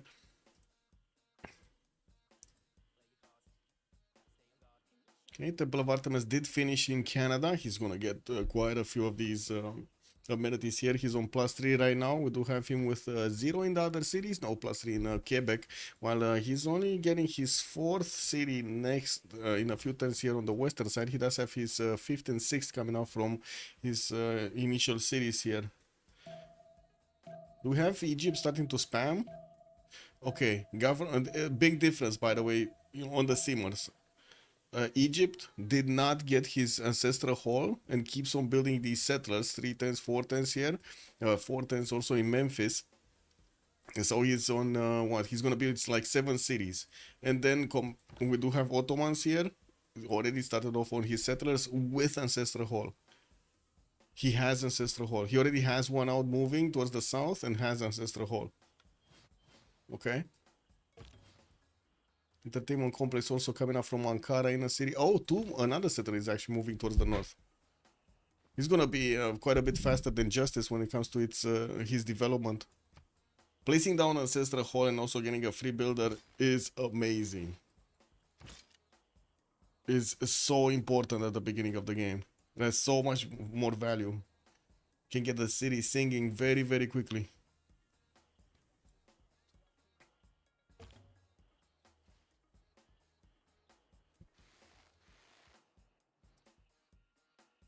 Good evening, Real Epic Gold. Hello there, sir, on YouTube. Also, Nigel. Hello there, sir. Remap because of the burn. The burn. Yeah, they might have remapped because the warrior got burned. Kick W. Oh, Hualu is being placed under siege. Looks like Vietnam did not activate the Great Prophet yet. He doesn't have any more movement. And we do have Aztec sending finally some archers to handle the problems. We don't see Vietnam actually trying to get some walls. So, unfortunately, well, he doesn't even have, right? I don't think he even has wall tech. Oh, wait, I did see something with masonry. And construction. Oh, construction is after masonry. So, he does have wall tech.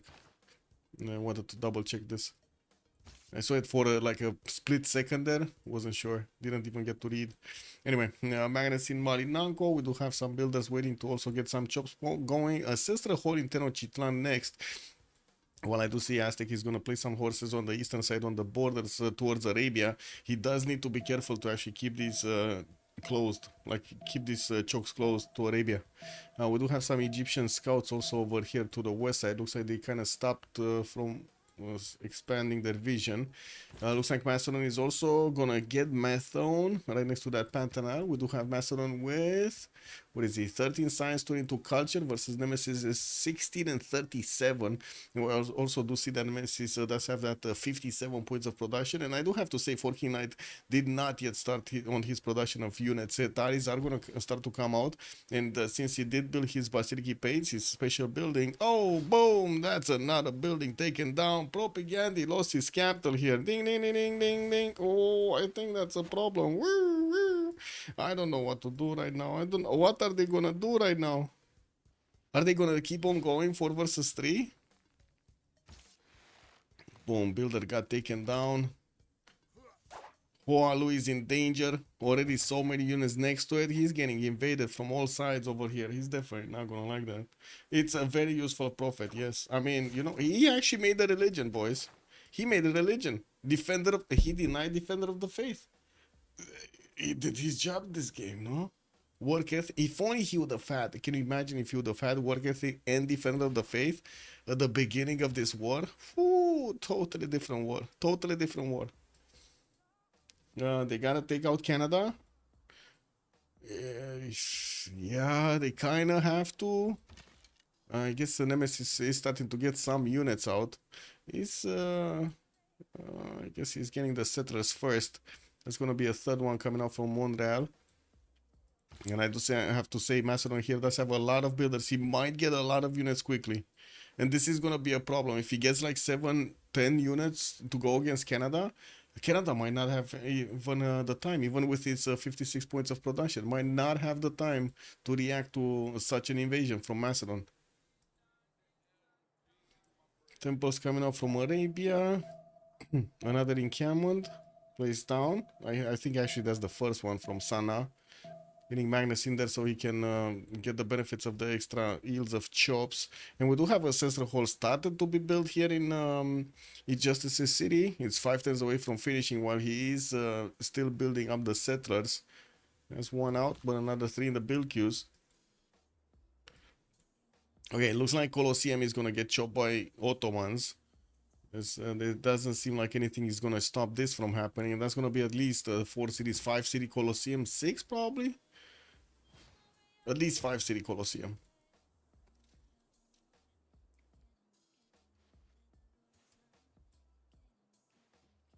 Okay, I think Vietnam is just 2 turns away, 3 turns away from actually losing his camp here. That's I gotta say, that's gonna be quite dangerous during the game. It's gonna be a hard game to come back into. 3 versus 4 situation.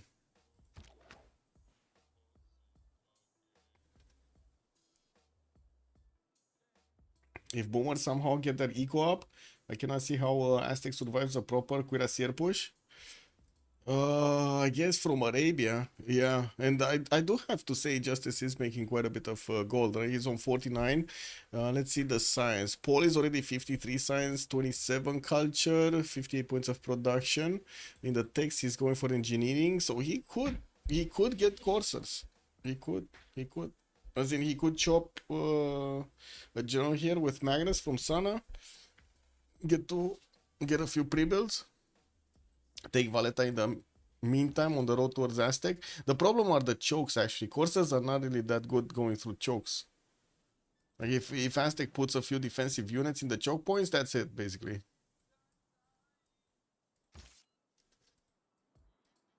But that's a big if.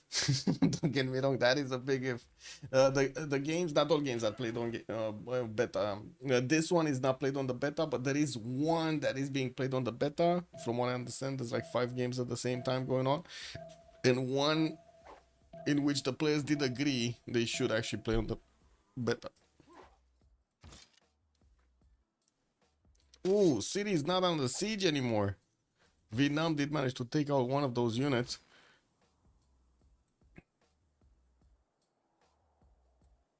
Let's see, Persia. Persia's probably gonna need to finish this.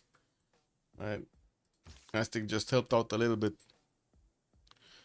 And I do have to say, yeah, Aztec is kind of in a precarious position here. He's very slow to get his production up, very slow to get more cities up. Yeah, that's the sacrifices of getting so many Eagle Warriors at the beginning. Oh well, Ancestral Hall finishing up in 3 turns. I'm pretty sure he's gonna start getting to chop a few of these settlers. Probably from Malinago would be a good choice.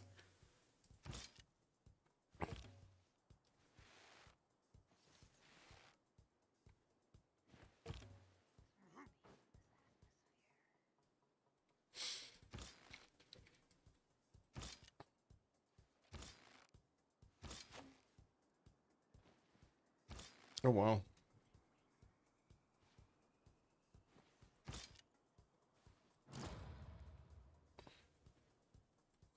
Okay, so also Persia is starting to get a few more settlers out. He already did manage to acquire 2 cities and will get the 3rd one.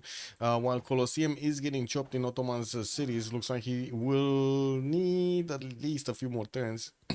He's halfway there and he only has a builder with 1 charge on a rainforest chop. Not really that valuable. We do have him with another 3 cities, 3 settlers to expand. He's already on 5 cities. Nice to go to 8 really quickly. While I do see Egypt is starting to also expand here. He did finish his ancestral hall and chopped it out with the help of the deer there. And that's just 1 turn away from actually getting another 3 settlers and also settling his city. So he will be able to actually get the builder advantage there. He just didn't get the advantage of the extra production towards settlers from ancestral hall, which is still something. Okay, what is here? So yeah, look at that. He chopped. Macedon chopped a lot of units. No, he's going Kabul. He's making big mistake. The big mistake was, or is he just going around? Maybe he's going around so he doesn't poke into Montreal, where of course there's Governor Victor in there. If he goes from the south here, from where Kabul is, he might have a much better chance to get to Ottawa, no? Smack it down, silly. Slap it like a sod, slap it like a sod. We got 5 Hetaris.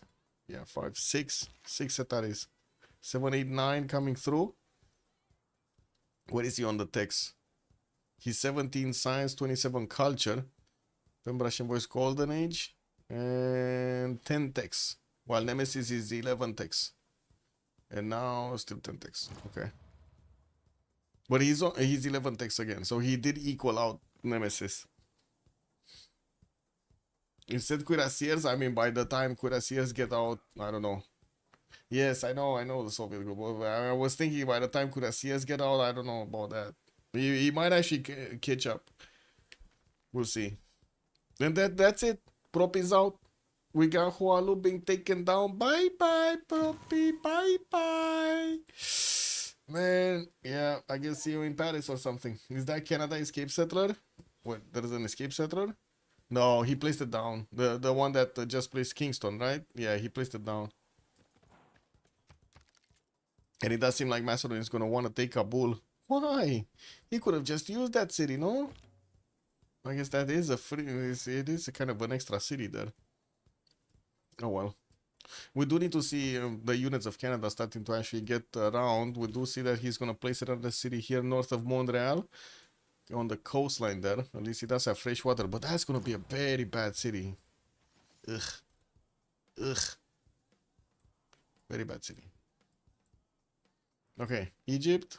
Builders next. Hanging Gardens. This started off from Rocket Dead. Wait a second. Isn't this guy gonna finish? Oh no, no, he didn't finish. Actually, he just placed it down, destroyed one of the tiles there, and that's it. I do see Persia is also going to finish quite a few of his commercials, switch to building up his commercial count and getting an economy going. He's right now on 6. He does have 18 science with 21 culture. I'm pretty sure it's Pembrush and Voice Golden Age for him. No, Drums of War actually. Oh, that's pretty good culture with 4 Drums of War. And we do have him 2, 4, 6 cities, soon to be 7, 8, 9 cities. I think he's going to recover well in the next part. So right now it kind of looks like it's all up to Macedon. If Macedon can do damage to Canada, enough damage to Canada to actually, you know, bring him down, get this into a 3 versus 3 situation, we might have a game on our hands. If they don't do that, and for some, you know, magical reason over here, Ottomans does manage to actually get, you know, his economy up and started and will start boosting everybody with so much gold. I don't know about that, man. Hey, we might see a problem right here developing. We got him on 24 science, 25 science, 49 culture at the moment, 81 points of production, biggest production in the game. Gonna finish, and this is before Colosseum gets to apply all of that extra amenity bonus, and before he's actually gonna get another city down. Oh, he didn't even start. Oh, wait a second. He needs to get the city on the coast. At least one or 2 cities on the coast, so he can trade with the big boy, with Persia, which is sending. No, don't tell me Persia is not gonna settle on coast. Please don't tell me that. And I do have to say, they didn't actually scout out where Egypt is. They do not know he's on the coast. Oh, this would be so good for Ottomans if he gets onto the coast. He's gonna want to go top 3 anyway, right? So might as well get a few pre-builds for caravels and frigates, and boom, boom, boom, ciao, ciao, ciao. Can you imagine? He's gonna take out Raked's capital if he does that. And swing it. He has, oh, and look at that. Egypt is gonna get another city on the coast. Oh, this is beautiful. He should actually go for it. Anyway, I guess we'll see when he realizes that's what's going on. We don't have harbor tech, or I should say we don't have any harbors down. So nobody knows. Is that production bonus? Live BBG with 2 series accepted because both teams are great. I see. Okay. Oh wait, there were 2 series accepted? Which one? Which one was the second one? I know about the first one, but which one was the second one? Wait. Schedule. No beta, no beta, no beta. Played on beta. No beta. So which? Huh? Both the, oh, Freditos versus MFD wanna play this. Okay.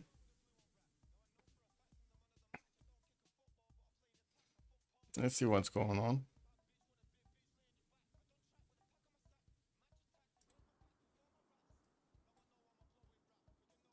I see. Yeah, MFD versus Freditos. Okay, Macedon has a few Hetaris starting to actually appear next to the Canadian borders. He's making Canada shiver a little bit, while he is also entering the borders of Kabul and will start smacking it down. Looks like some of the warriors did want to test the river over there, going against the Hetaris. Kind of useless. Ooh.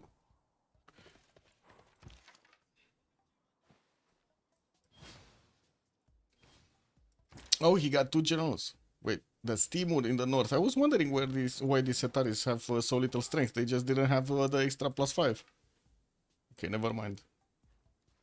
He's also gonna get stirrups relatively quickly in 6 turns. He just needs the gold to upgrade these units, and I'm pretty sure he's not actually gonna get, in the meantime, he's not gonna get civil service. We do have Ottomans getting civil service, also Nemesis, so that's a nice alliance that they're gonna make, military alliance. I do also notice Burikot getting his feudalism up, keeps on moving with the immortals. He might actually want to get some, first of all, to sit in the choke points. That's gonna be a nice spread of units here in the choke points, and these are gonna be also extremely hard to push through. While I do see Arabia is starting to get a few heavy chariots, I guess he does have the Mamluks, no? Wait, Sultan has Mamluks or he doesn't have? Is it just the other one?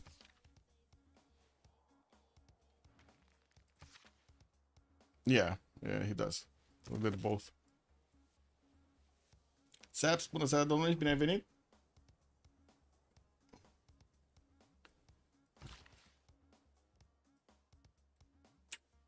Bun.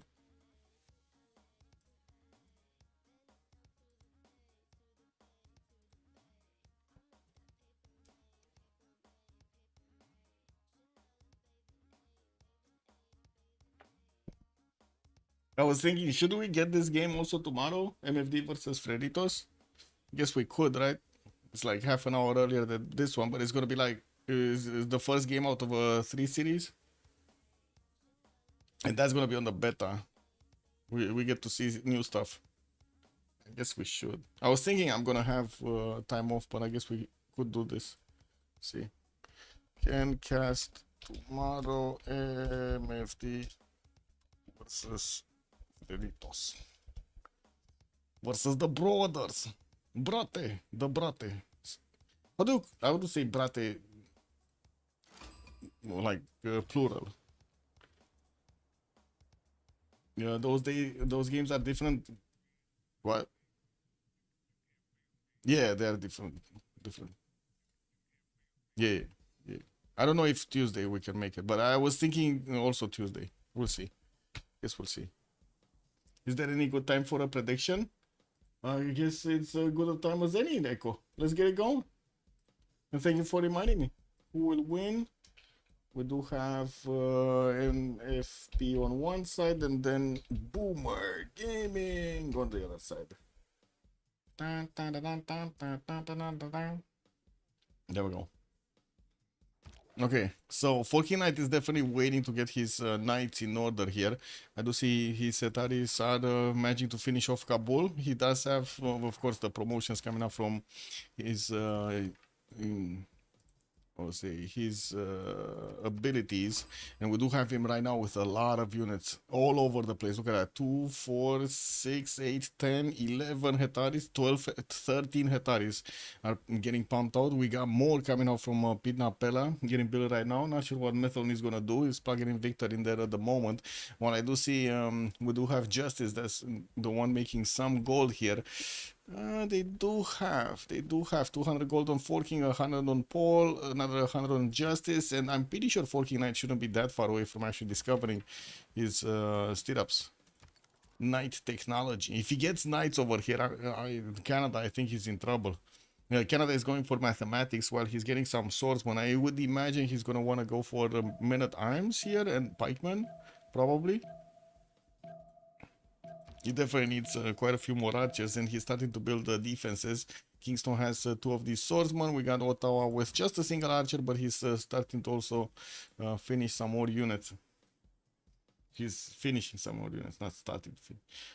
Is Arabia ready for the rest of the Aztec Persia army? Yes, Arabia is definitely ready. I don't know why I feel like Persia is not going to go through with all of the attack, but I guess we'll see. We have El Cid here also recruited by Aztec, and from what I do notice, the majority of the Persian immortals are going through the east. They are getting through the chokes. Not sure if they're going to go as far as Aleppo. It looks like Aztec actually got one of his swordsmen next to Aleppo to actually see what's going on. Hello guys, hello, do you have good beer? Yeah. A big question mark, do you have good beer or not?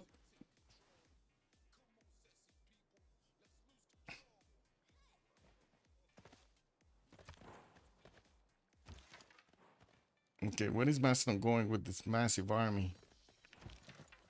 He's just teasing us, man. Forking Knight is just teasing us.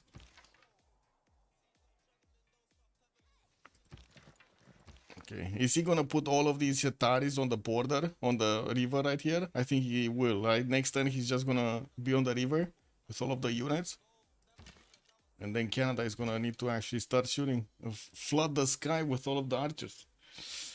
Not Rick vote? Yeah, it's definitely not a Rick vote. Yeah. Wait, it's 10,020 versus 10,000. Wow, it's like so close. Buzuzu Decanit, good evening, sir, and welcome. Can you check if Canada has oligarchy legacy? Yes, he does. He does. He actually does. Okay, Morty Setar is coming through. Forking Knight is 13 text. We got Nemesis on 13 text, so they're keeping up with each other here. Actually, same amount of science per turn from both of them, and I'm pretty sure Forking is getting more because, you know, every time he pumps out a unit, he's getting some science. Next turn, Colosseum is gonna finish. Thomas is getting another wave of feudalism builders here, and will start improving most of his territory. Got trap zone on the coast. And start building some commercials. We don't see actually Persia getting a city on the coast. Unfortunately, he did have Cliffs of Dover, but he did prefer to settle on that May style next to the mountain and started off on a commercial there. Not sure why. Honestly, I don't know why he didn't settle at Cliffs of Dover. Maybe they just, I don't know, they feel like the water is icky. And to be fair, you know, it's the French. They did name water. So, you know, like, you cannot blame them for not liking water.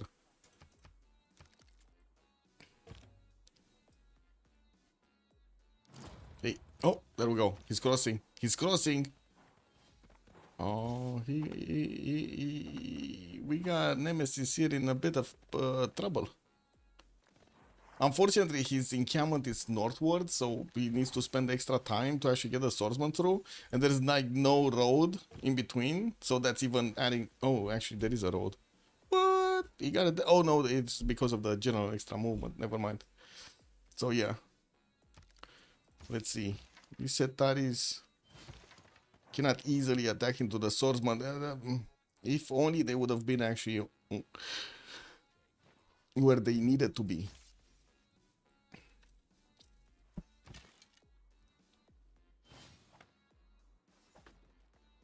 Oh, Commander King, also good evening, sir. Ottoman is on the coast, yes.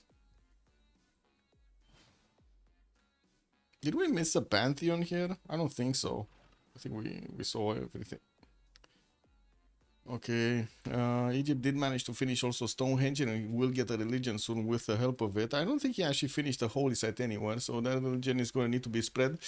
Ugh, passively. That just sounds icky. Oh, maybe he's going to wait. He's going to wait to build a holy site here from Memphis so he can convert 2 cities and then actually have the ability to buy some missionaries and spread it out.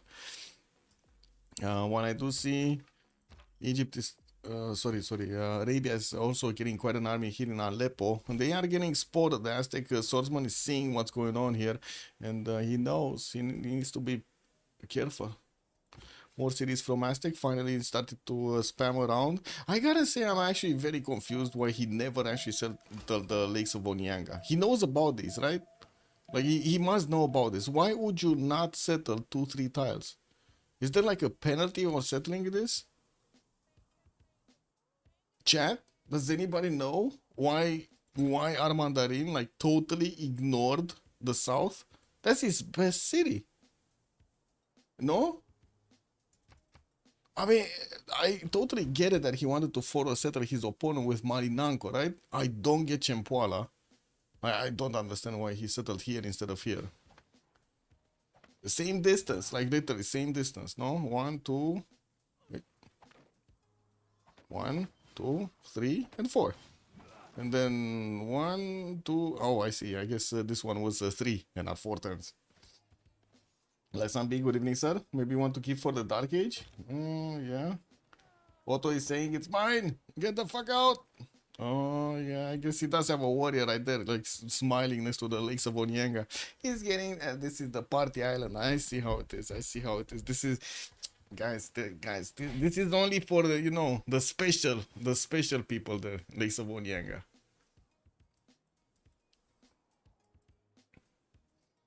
Where's this going? Wait, they're going Kabul? Persia is going Kabul? That would be funny. Kabacho, good evening, sir. Game is over. Well, I mean, they're kind of slapping over here Canada, but it looks like Canada is managing to get some quite a few units actually going for his heavy chariots. Also, military tactics coming up in 4 turns. I don't see Macedon getting his stirrups yet. He does have a knight. Okay, he does have knights. It's just he didn't upgrade them. And I guess Canada is gonna feel the sting. Oh, we got another religion. Persia actually made himself a religion. Stewardship and shrines. He's gonna get the gold. He's gonna get the science. And I do see he's right now on 23 science with 33 culture.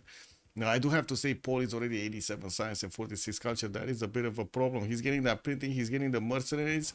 And he already has the Mamluk technology. We just need the gold. But gold is becoming a premium here. Premium resource. Okay. Canada moving. Hetari is dying. Ooh, that Hetari is gonna be slapped.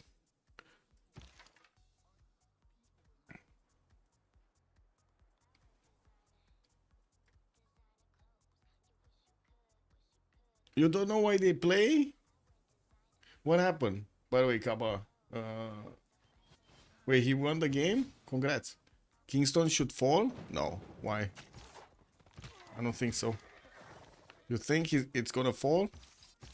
I don't think so. Like the second this Hetari is hit, they're gonna be hit back. By the looks of it. Okay, so Hetaris are dying left, right, and center, and it doesn't seem like at the moment Macedon has a reaction to, has an answer to this. His only general affecting the units is this one actually. This one is just like the one holding hands or something. Okay. Okay, Kingston is under siege. The Hetaris did not start to hit it yet. There still is one with movement to the north. He had 3 slams this turn. Yeah, and now he has only 1 slam.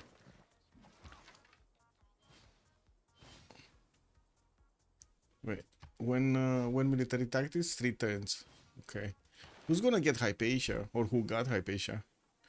I see Egypt did manage to recruit Zankian for the extraterritorial capacity. Arabia did manage to actually get Hypatia. Okay. Oh, and free library, free extra science. He already started off building some madrasas. That's why he has so much science. And we do have him recruiting Euclid and Aryabhata as well. He did upgrade his Mamluks, and by the looks of it, he could actually catch these Persian immortals on the road towards Kabul.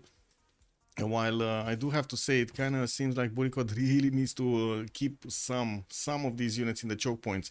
I don't really think they're gonna be able to withstand the Mamluks though. These look extremely scary, and they do get a heal every turn. This is the scary part. Ethelfred did get recruited also by Arabia, so another +5 added to the Mamluks, not to mention extra speed. While I do see also Aztec will need to actually plug his chokes right here. This might be a big comeback. This might be the answer, the comeback of the game here for the boomers. Okay, more granaries, and I do see Ottomans just keeps on getting his feudalism builders out. I did manage to get a few more commercials, and looking at this, we do have him on 6.9 points, while Ottomans with God of War and Plunder is on 12.6. Isodor of Miletus is getting his, well, nobody's getting actually industrial zones right now.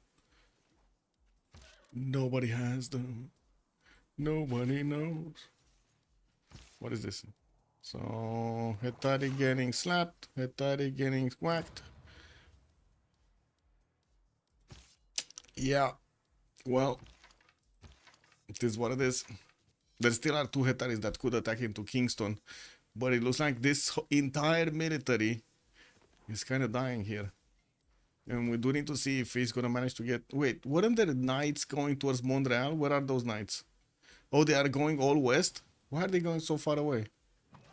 Wow, they could have tried to get here. Anyway, I guess he's gonna try to catch these Canadian swordsmen while they're weak, but that's by the time these knights get there, these are gonna turn into men-at-arms, and they will have the gold, right? They have like 66 on Captain Morgan, 31 on Burikod, 31 on Armandarin, and Nemes is also 32. That's a lot more gold. Like, unfortunately, because Saladin is I would say it's actually fielding an army. He just doesn't have gold anymore. Like, this already is a nation that doesn't really make gold. The fact that he actually made an army, it's just look at that. He's negative right now, -2. General got sent back. Uh-oh. Uh-oh. Uh-oh. Nice catch right there. So all of these are basically with their pants down right now. All of these Ataris are pants down. You see, boy, that's why you keep your pants up. That's why. Otherwise, this happens. Like all of your units, your army dies. You need to keep pants up. Kahokat getting destroyed here. I'm not sure if Ottomans or Aztec is gonna get it. We do have Ottomans about to actually get his aqueduct placement around his soon-to-be industrial zones. I don't see the same thing happening here in Egypt, but I do see he did finish actually his hanging gardens and did establish a religion, Taoism, for the Zen meditation and tithe. He did get tithe for the extra gold. We also do have him over 100 production, but I do see Captain Morgan is already 114 and keeping ahead of him with double the amount of stats, 42 versus 30, 81 versus 48. Well, almost double. Well, that kind of looks like a soon-to-be dead Hetari. There we go. Beautiful play from Nemesis, actually splitting up the military of Macedon into 2 parts. No, he just effed up. No, bro. No. Oh my god. I was congratulating him and then he did this. Fucking shit. Man, if only he would have kept the freaking swordsman on the dice tile.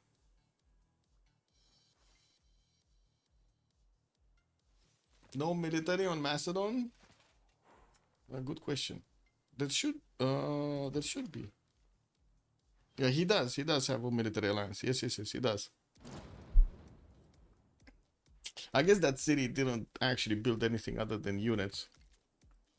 And I do see Cahokia did get taken by Ottomans. Okay. We do have also Persia starting to get some missionaries out. Is he gonna spread his religion towards Ottomans? Wait, what religion did he get? Stewardship and... Yeah, he should actually spread it. Get the campus commercial hubs. Okay, Valeta is being taken down. Aztec is positioning some swordsmen in the choke points, but as you can see, Arabia can actually go around them. Try to go towards Marinanko.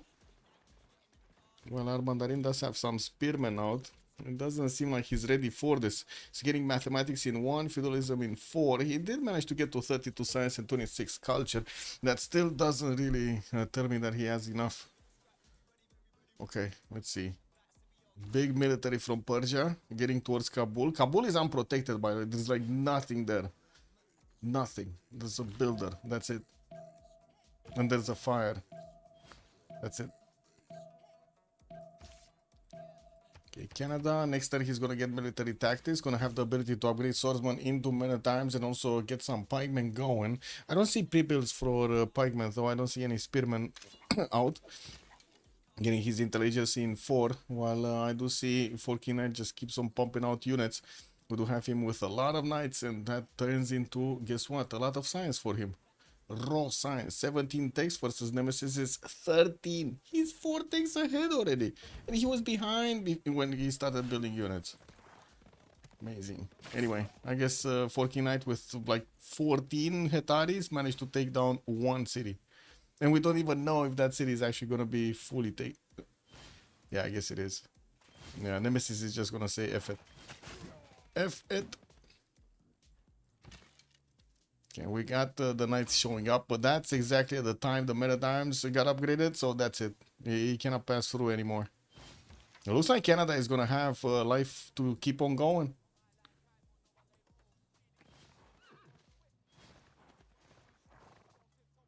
Okay, we do have the Mamluk starting to get through. Oh my god, look at the damage. 73 on attack. No, Armandarin. He freaking pressed on Fortify. Oh no. That's a Mamluk with the charge promotion. That's an extra plus strength he's getting over the extra intel he has over Aztec. And as you can see, he's like 73 freaking attack strength. That's just no. Even across the river, he can even take out that damaged swordsman from across the river. Boom, boom, bam, pinch, pow. Yeah, that's bad. Yeah. Aztec is fresh. Fresh. I think I don't know, man. I think he needs fresh. How to say? Fresh pants, maybe. Underpants, underpants, fresh underpants.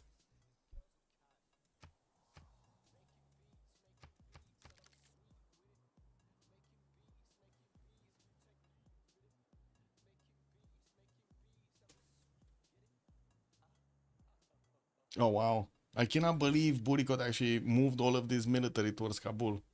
It's so big of a distance. Oh well. Like I was thinking, by the time he gets to Kabul, these units are going to be useless, no? And they are kind of useless because we do have knights on the side of Macedon. Oh, he kept the city? So Canada could just easily get it back, right? He has men at arms that's stronger than the Hetaris that are defending that city center. And unless Macedon actually puts a lot of gold into these, they're not going to go through nicely.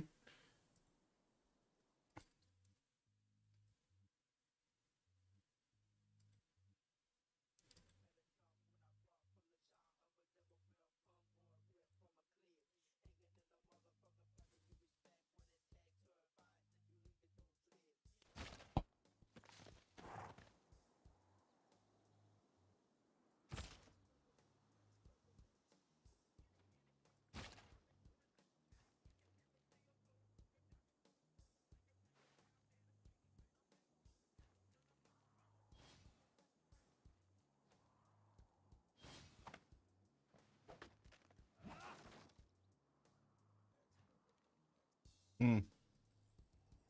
Okay, well, soon Burikot is going to reveal these immortals. Four movement immortal kick. Oh, he got a commando. Okay. Well, I do see Arabia will need to actually start shooting. Oh, Spearman. Oh, okay, there we go. There we go. It's fine. The Mamluks will not get an easy target on the units of Aztec now. They did manage to wrap around here, and it looks like the Persian Immortals made a bit of a Pikachu face because that Mamluk got through. We do have Mandarin with a lot of spearmen. Could upgrade them into pikemen in 3 turns, and he's going to need the gold for that because I don't think he has mercenaries. I don't think. I do not think so. We can check though. Let's see. He does not. He does not have mercenaries. Oh well. Let's see. Campus research projects. Do we have Newton? Abu is going to be the next one. Arabia is on 9 points a turn of scientists. And I do see still no engineer points showing up. Irene of Athens is going to be the next merchant. While they did already manage to get to Gustavus Adolphus in the general screen. Okay, let's see. Knights showing up here on the defense of Kingston. That city is going to flip anyway, right? Rebelling in 4 turns is never going to grow to a second population. Go proud non-free elite Mamluks. Yeah. Man, that sounds like you made them vegan or something, man. No, sorry. Fresh, fresh, how do you call it? Bio. Yeah, they're bio Mamluks, guys. They're bio Mamluks. That's what they are. Basically, definitely. They got branded.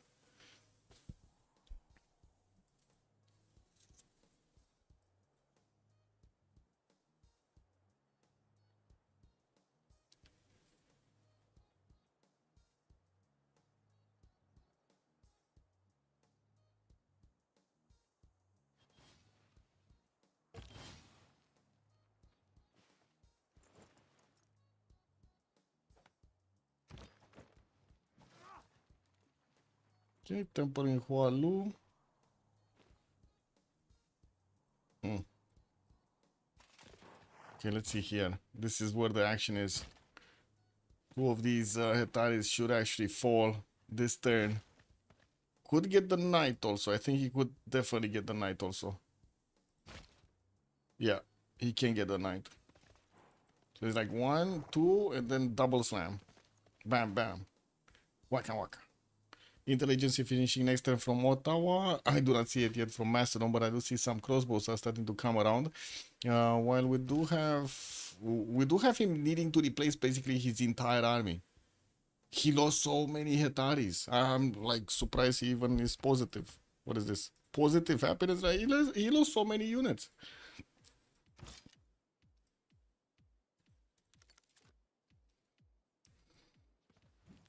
Okay, that's one. Oh, this one lost movement. Oh, doesn't have movement. That's bad. Okay, let's see if he's gonna get this second one. The knight. The knight would be important to smash. Take it down, especially if he finds him in a weaker position. The meme look. Yes, the meme look.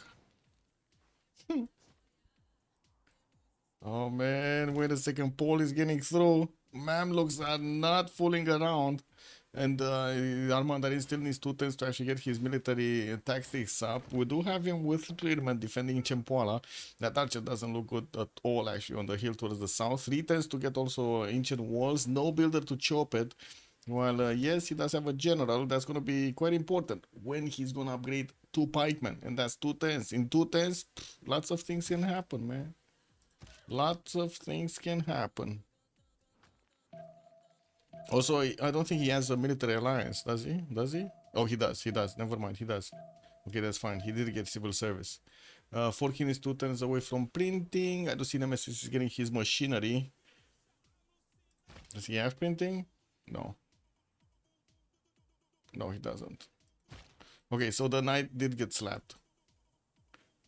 And Kingston is just gonna come back to the Kingdom of Canada, basically. What is this Maritime doing? Oh, he does have a promotion. It's fine.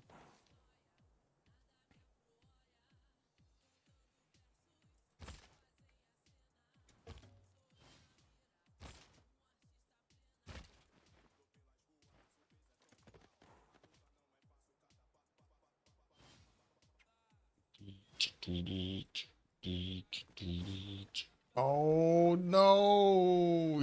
Well, I guess he did manage to get the pikeman out. Oh, actually, wait a second. Pikeman can slam Arabian Mamluks, but he couldn't stop them from getting this tile. This was super important to not allow Arabia to have this tile to the south of Chempoala here on the hill, because that allows his other units to pass through, to get through. It's very annoying. Very, very annoying. Basically means he's gonna need to get a defense here in Tenochtitlan as well. Not cool, not cool. And what's happening in the goal per turn?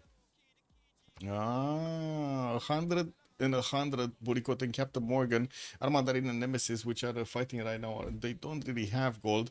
We do have Persia getting quite a few more markets, and also these commercials finished first.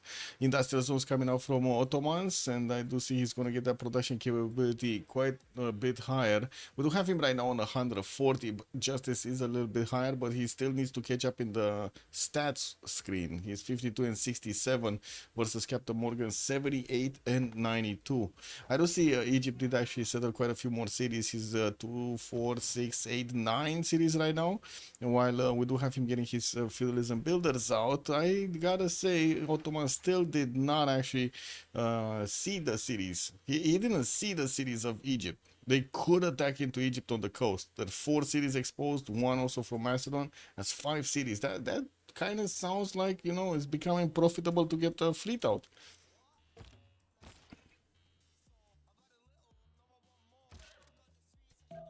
Okay, walls finishing up next turn also in Chempoala.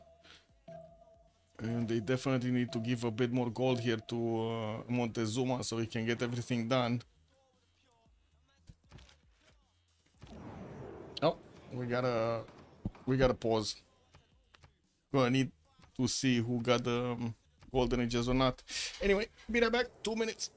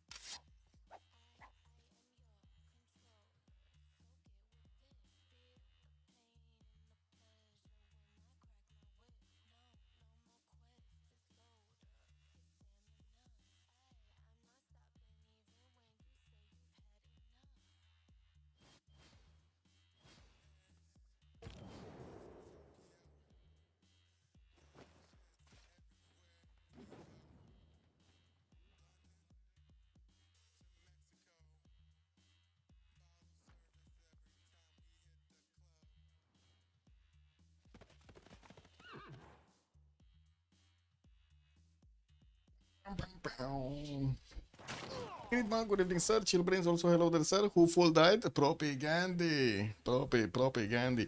Man, that he got Vietnam. He spawned next to Montezuma and Persia and opened up min distance with holy sites.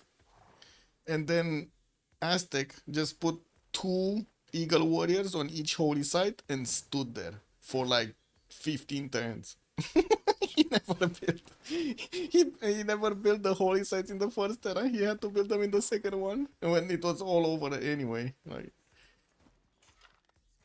okay, Manu Karmic still pushes through. Looks like Aztec actually has this, as in he's gonna manage to get quite a few of these pikemen to defend himself, and will also get the power, the strength to push back. Let's have a general for them on both sides, north and south. That's pretty good. Also, Trebuchet is incoming. Yeah, Paul is getting a Trebuchet. Also, he did recruit Abu for the extra heal. That's pretty good. We do have Marco Polo available in the merchant screen. And what happened in the Congress? Commercial hubs, 100% production, 20% faster growth in Suleiman cities, and then 2 diplo points on Suleiman. And he does have the opportunity to actually get all of those beautiful buildings, right? For the diplo. Paul did switch to a Drums of War Golden Age. He's still 130 science and by the looks of it 82 points of culture. Very good stats here with 124 points of production and 183 faith. So it kind of looks like it's all up to Paul this game.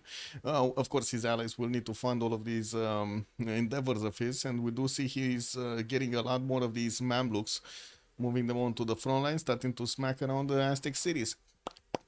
4 King Knight, 42 science, 33 culture. Kept on attacking his opponent here, Canada, but it looks like Canada did manage to get the better of him. And with Kabul now getting under attack by the Persian freaking units, we do have a problem. Kingston is back.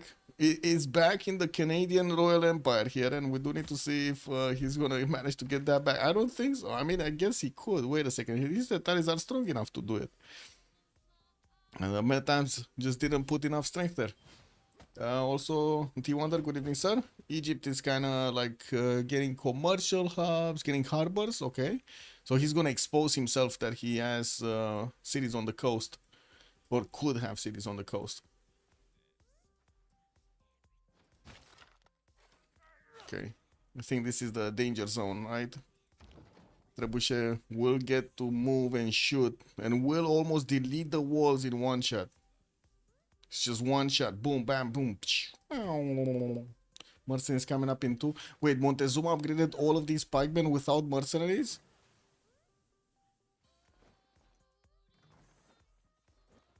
Wow. Wow. That's a lot of gold, bro. That's a lot of gold. Why are they playing 4 versus 3? So they can do the better strategy, King Steven. Good evening, sir. Canada giving back the plus 20 production to Macedon? Kick W, yeah.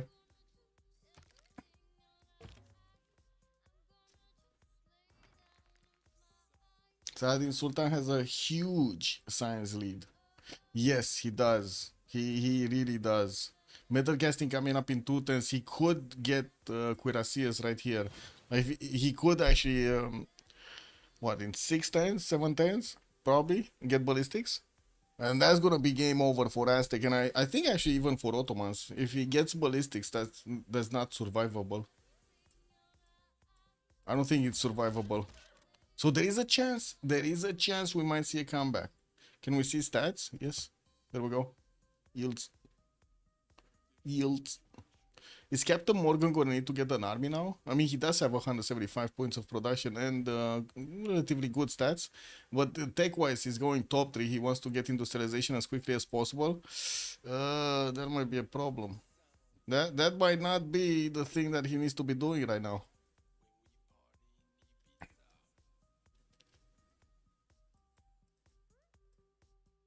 Oh, because these Arabian units do look like they're not going to get stopped.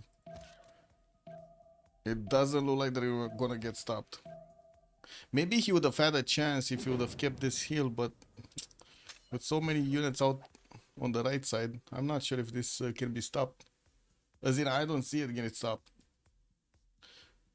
Ottoman will be fine with his Jannies. If he's getting Jannies, yeah, sure. No, he's getting Buttress and shit. Okay, Kabul. We have 2 horses next to it. Not that many. And of course, Persia did manage to pillage quite a few of these mines, so he got that. He got that gold. He got the gold points. You don't have the military of Canada actually going towards Macedon now, towards the city of Methone. Actually, he could keep on going. He did manage to place a spy inside of the cities of Macedon. And I do see intelligence from Macedon is 4 turns out from finishing. Paul is getting in 6. Oh my god, I nailed it. 6 turns, guys. 6 turns ballistics. Wow. Actually nailed the exact number of turns. That will slow him down a lot, and he will hold. Yeah, he won't hold +5 field cannons. Definitely not. Maybe even +10, because Captain won't ever get enough points for a general, for sure. And you say field cannons, but I feel like cuirassiers are gonna be the biggest problem, the bigger problem. Not to mention, Paul should actually get the ability to buy units with faith. Right? Oh, he went Intel Agency. Okay, never mind. He's not gonna get the ability. Didn't get GMC. Did he place the spy? Yes, it's in Tlacopan. Man, he still didn't. Armandarin still didn't settle this freaking city next to Lake Savonyanga.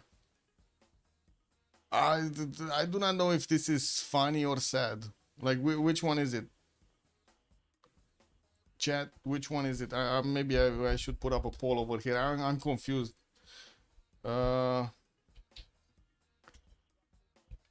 Are not settling lakes. Wonder is sad or funny. There we go. Let's start up a poll. PayPal check, please. Yeah. Yeah. Yeah.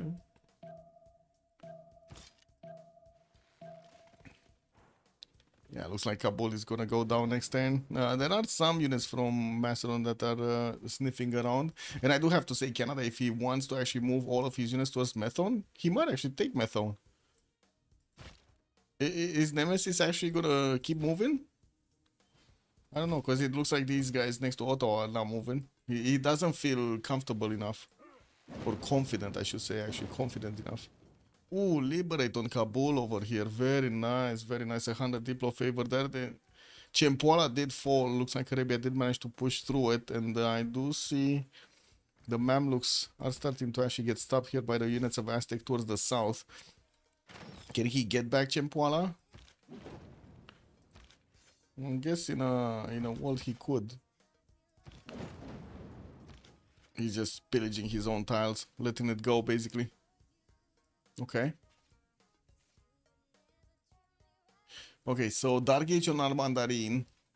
Oh my god. I mean, oh, that's gonna be bad actually. He's not even gonna have the ability to, you know, go through the next eras. There's so much of a difference in stance between him and Paul.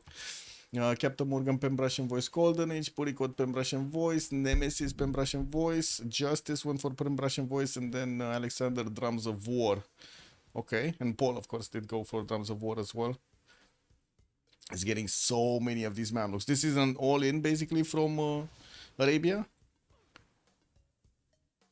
Kind of looks like an all-in.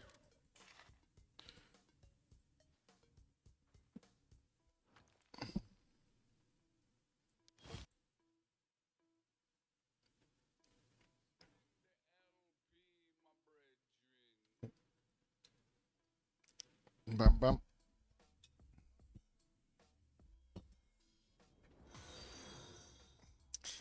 Burnley has joined the round table. Thank you for the follow, Burnley. Welcome. Good evening. Good evening. It's sad. Okay, it's sad. Chat settled it. It's sad. Okay. Yeah, it is kind of sad.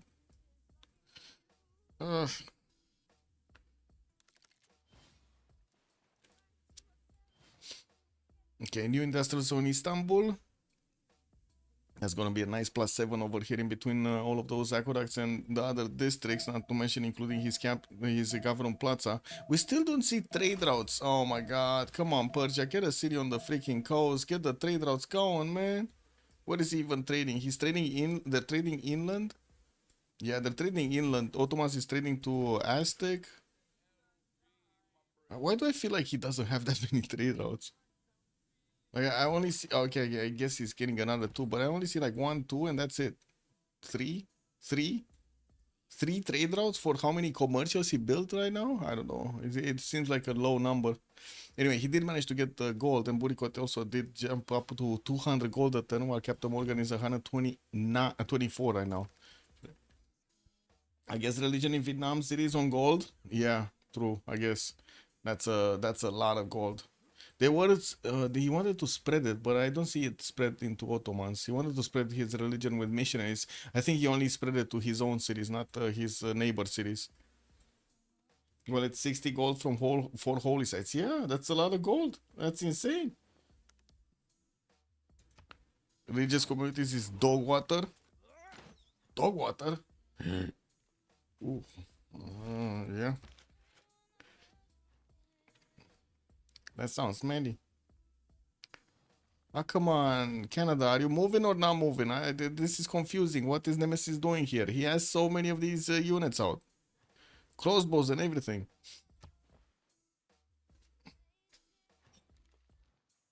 Mm. And this is so weird. I got one of those energizers, hell, I think it's called. When you keep it far away enough, like half a meter or something, the smell coming out of it is resembling the smell of the thing that girls use to take out their nails, like not take out their nails, like clean their nails. Same shit. I don't know what that is called, but same shit. How is it less gold? What, your shrine doesn't give you 5 gold per turn, but only 4 because it costs 1 gold per turn. Yes.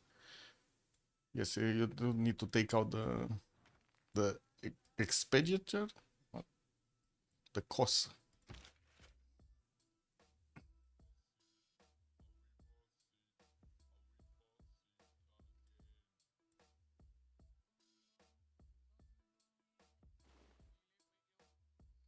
Ooh, +6 intel here on Arabia. Oh, that's why he's pushing through Aztecs so quickly. Ballistics next turn. He's already has quite a few Mamluks on the front line that could get upgraded. Has 2 crossbows as well. One of them even level 1. Oh man, this is not gonna go down well for Aztec here. I'm not sure even if Ottomans is gonna get to defend this. This looks like it's gonna be Paul's game. What do you think? Is it Paul's game? Yeah. And it's not only Aztec, I think it's also Ottomans. Like Ottomans says zero, a total of 0 units. And advantages, like he never built up advantages when it comes to his army.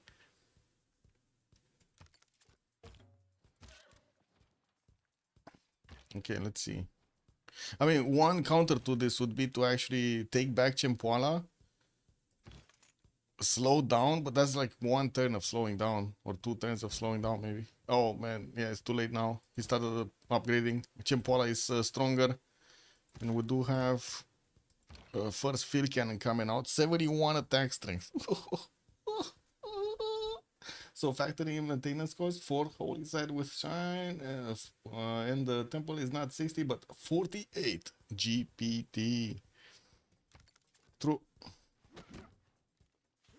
Okay, he got back Chimpuala, denied the ability of these Arabian units to upgrade them, so that's kind of nasty actually.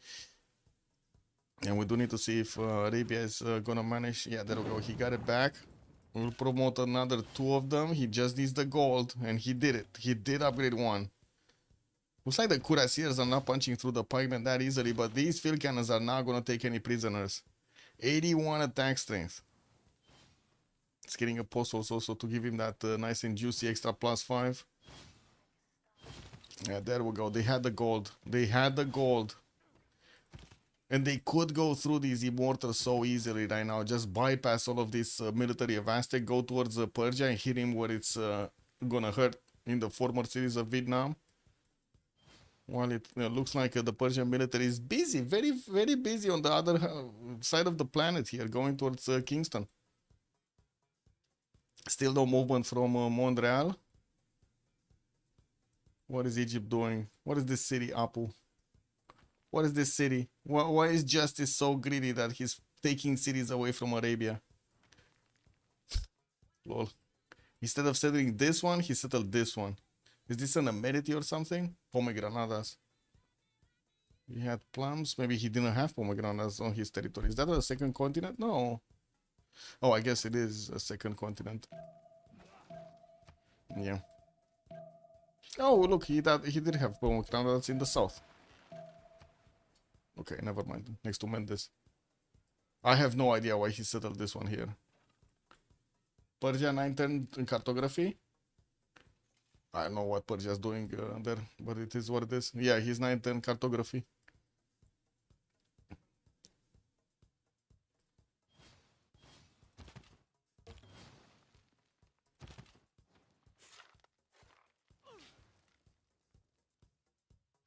I'm a bit surprised Paul did not immediately promote these Mamluks in Chempoala. Like, it's gonna lose the city again? Oh man, this is a trap, basically, for the Aztec military. They just keep on pounding Chempoala and they just keep on dying.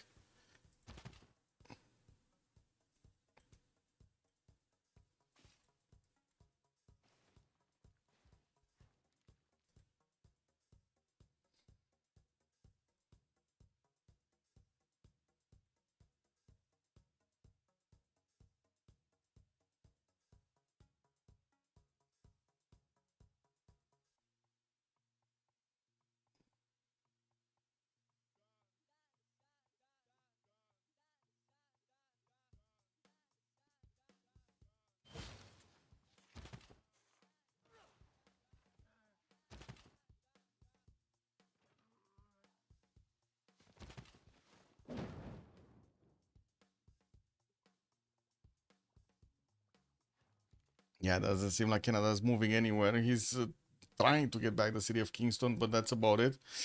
Mandarin is trying to put as many units as possible to keep away these Arabian military. This Arabian military. His field cannons do need to move a little bit forward though. So only piece missing from Sultan is 2 military engineers, so he can keep building the pathways. Yeah, the roads. He's gonna get them. He's gonna get them. He's getting a few more encampments here, and I do see he's getting an encampment training project. He doesn't have a general for these guys. He does need Gustavus Adolphus, and that's quite expensive. 305 points. While Macedon lost Kabul, lost Kingston. He's down to 5 cities. He did get Reina on the coast in Amphipolis. And by the way, that's actually a good name over there.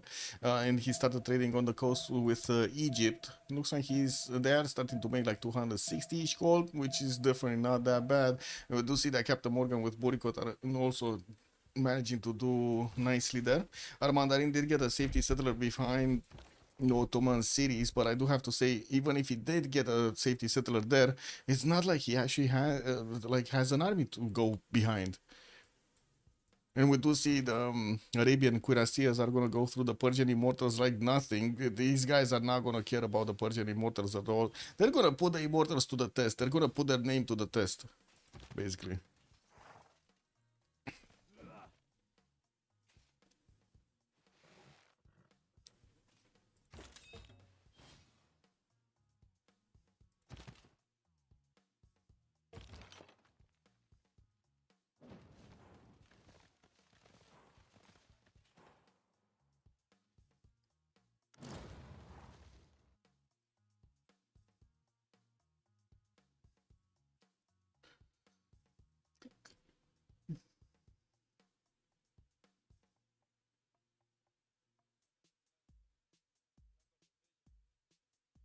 Freaking window, man.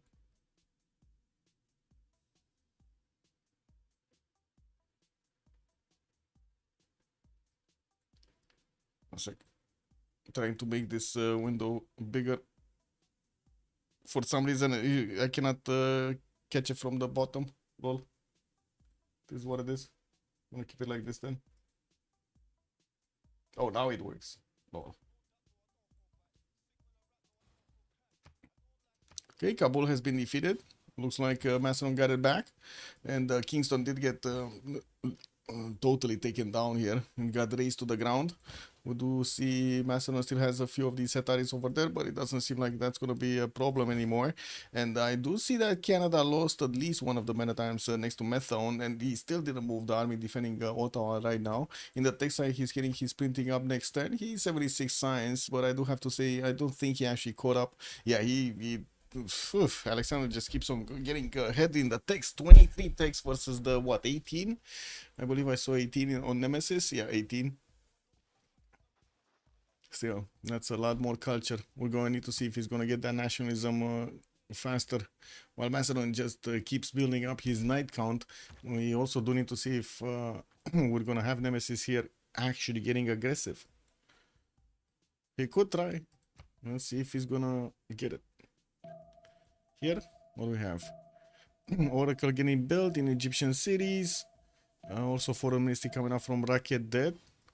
We do not have Trap Zone actually trying to get a navy out. We only did get one of his barbaric corsairs. I think that's more for era score point than anything else. And I do have to say right now, Ottomans does need to actually build up an army towards the east, because we do have more and more Arabian units showing up. And these guys are just going to plow through. Like the field cannons are going to double slam these pikemen. And as you can see, they are taking them down. That's going to be so easy. Ooh. Well, that happened.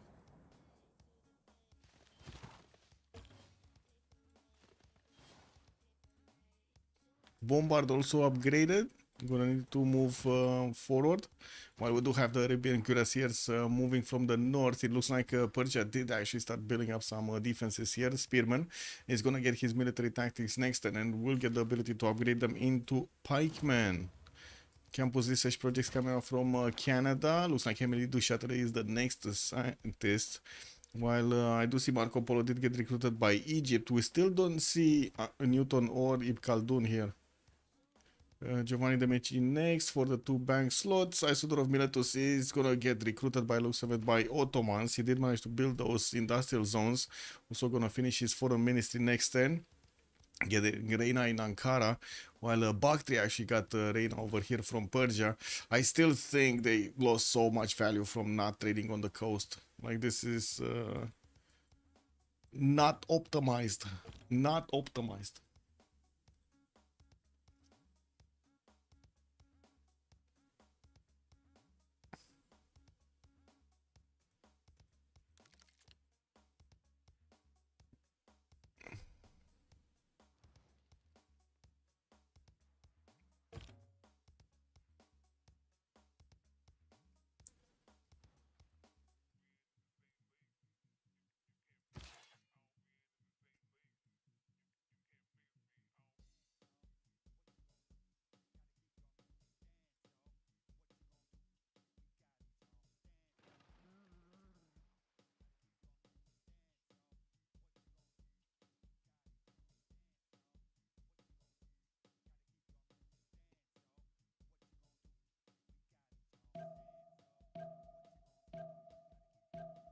Okay, just waiting for the next turn. For the Arabian push, basically. That's what we're waiting. Paul is 3 turns away from getting his military science, but I don't think he's actually going to want to get some calves out. He keeps on building up cuirassiers, and I'm pretty sure he's actually going towards tanks rather than getting... Yeah, and of course he does want his military academies. Actually, it's one of those few games that we actually see somebody going towards ballistics rather than going towards military science to get the academies and shit. New campuses from Persia. What I do see, he's gonna get another wave of feudalism builders here. We do have him spamming our spearmen in the southeast. Well, these Arabian cuirassiers still need to actually cross the river to get through. And the Maruseve, they are starting to do just that right now. Okay, come on, field cannons. They need to move. They could get 1 tile further. There we go. Boom. Another one. Push back the general as well. That's Burica going back into Tenochtitlan, the capital city. Did he manage to recruit a general here? Arabia? Was going for Gustavus Adolphus, right? No. No, he still didn't get enough points. He's on what is it, 120, and he's 4 turning gun in cam. Oh my god. Oh, wait a second. He got this one coming out from Sana. Okay, so he's on the way of getting to recruit another general here. That's gonna be very important. The cuirassiers at the moment do not have. Yeah, they do not have the extra +5 from a general. They're gonna get more movement and an extra +5, making them significantly stronger even than the pikemen of Aztec here. They're already 84 against 73. Also, historically, Mamluks didn't do well with cannons. Yeah, I can imagine. Actually, they hated them because they saw gunpowder weapons as chivalrous and cowardly, believing that true honor lay only in elite horse archery and hand-to-hand combat. Oh. How is Diplo going? 5 points? Yeah, 5 points. 5 points on Captain Morgan. We're barely in the halfway of the next era, so second era, so actually third era, medieval one. It still have a long way to go. Basically, that's what I mean.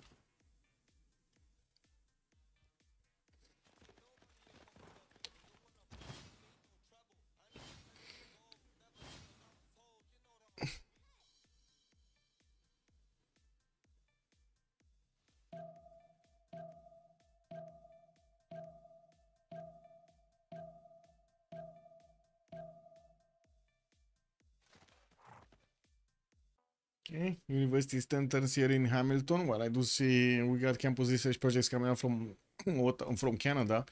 Keeps on trying to get these. Galileo Galilei is gonna be the next one. Emily Duchâtelet did get picked up by Canada, and it does seem like he kind of lost all of his points because he did that. Ottomans is gonna have enough points to actually recruit something, and we do need to see what's happening here, if we're gonna have them going through or not. A big military from Persia to try to get to upgrade into pikemen, and he does have to take care of a few Macedonian units from the north. Okay, field cannons. Why do I feel like Arabia would need at least 2 more field cannons to make this quick and painless?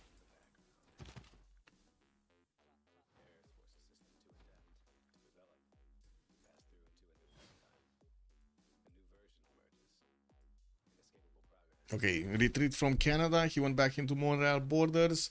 Doesn't have a military deployed on the western side anymore. He's just letting the Persian Immortals, I guess, feel the sting. And to be honest, they should actually just get into the forest there and try to clump up, get as much support. Okay, let's see. That's one soon to be dead pikeman. 2 soon to be dead pikemen. Still no general for these field cannons. Unfortunately, they cannot move and shoot. This is what it is. Yeah. Oh, wait. That actually, he had 0.5 movement left. Lord. Okay. Field cannons, library, Valletta. Gamma training projects finishing. Let's see what we have here. Arabia is over the halfway point, 172. Macedon is also 200 points, but I didn't see him making any general points, and as in any general projects. And I don't think he cares that much right now. He's definitely not gonna care about taking away one from Arabia, and I think he's actually gonna get the next one, right? The next one should be like 155 points. Beep boop. Okay, I guess the big question is, can they withstand the pole? Can they? Can they withstand the pole? I kind of think not. Look at that, another 2 pikemen got taken out this turn. 1 horse. Field cannon moving through. Bombard getting through. More units from the north deployed. Not that many cities to take either. Oh, and also crossbow just died.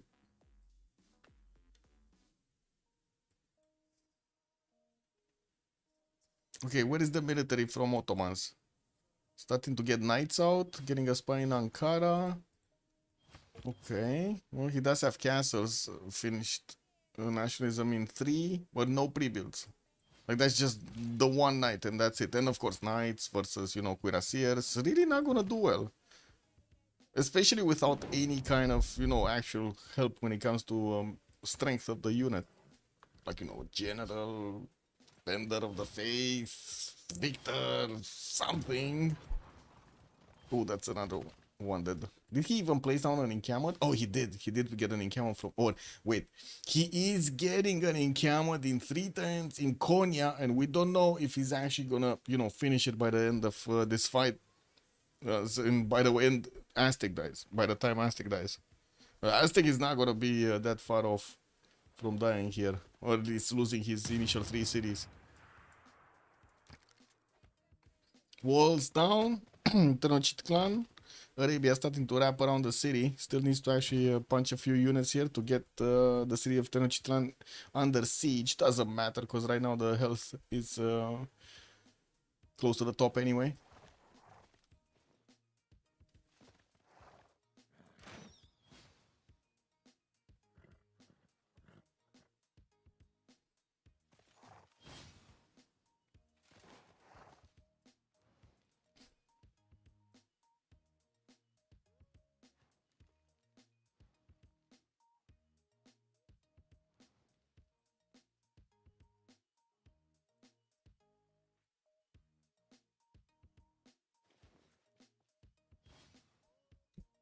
Yeah, on tanks, everybody goes poof. And Saladin is going to tanks very quickly, right? Rifling in 2, nationalism coming up soon.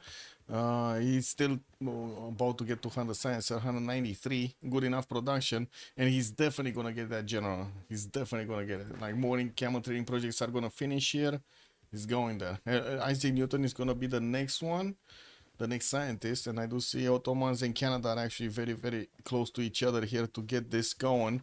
I don't see Arabia, nor do I see actually Egypt making enough points.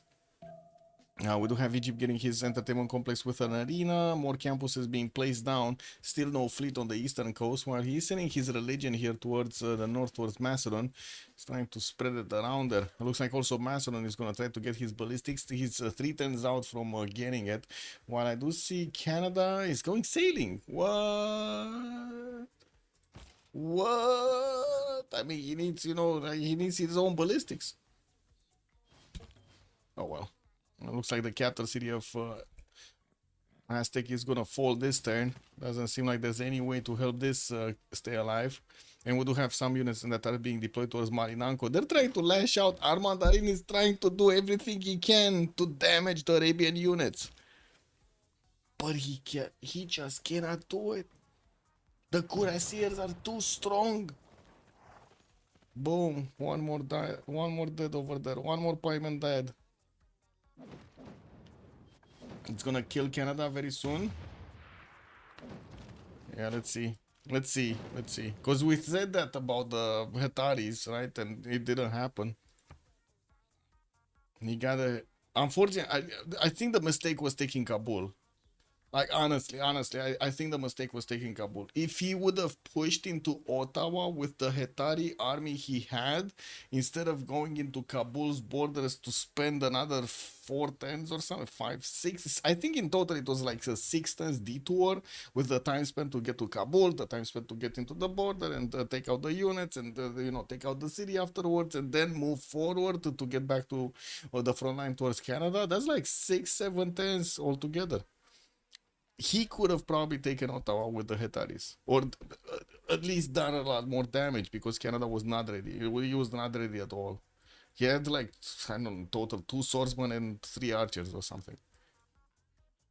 How they winning? Kabachok? This is one of those games. Biggest comeback of the year. It's all about Paul Kabachok. They just cannot. They just cannot take Paul. Paul is too goat. He's goated, basically.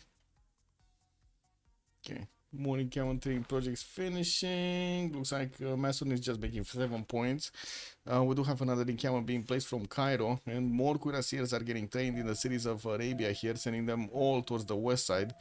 Looks like Macedon is also about to finish the Persian Immortal army, and we do have Persia with quite a military here, but unupgraded. It's just pre-builds. We do have a lot of spearmen.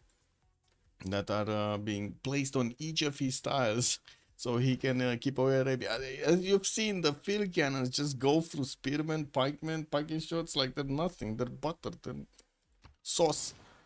They're basically ketchup sauce. I'm not sure if the original version or the American version, but it's sauce. It's something saucy.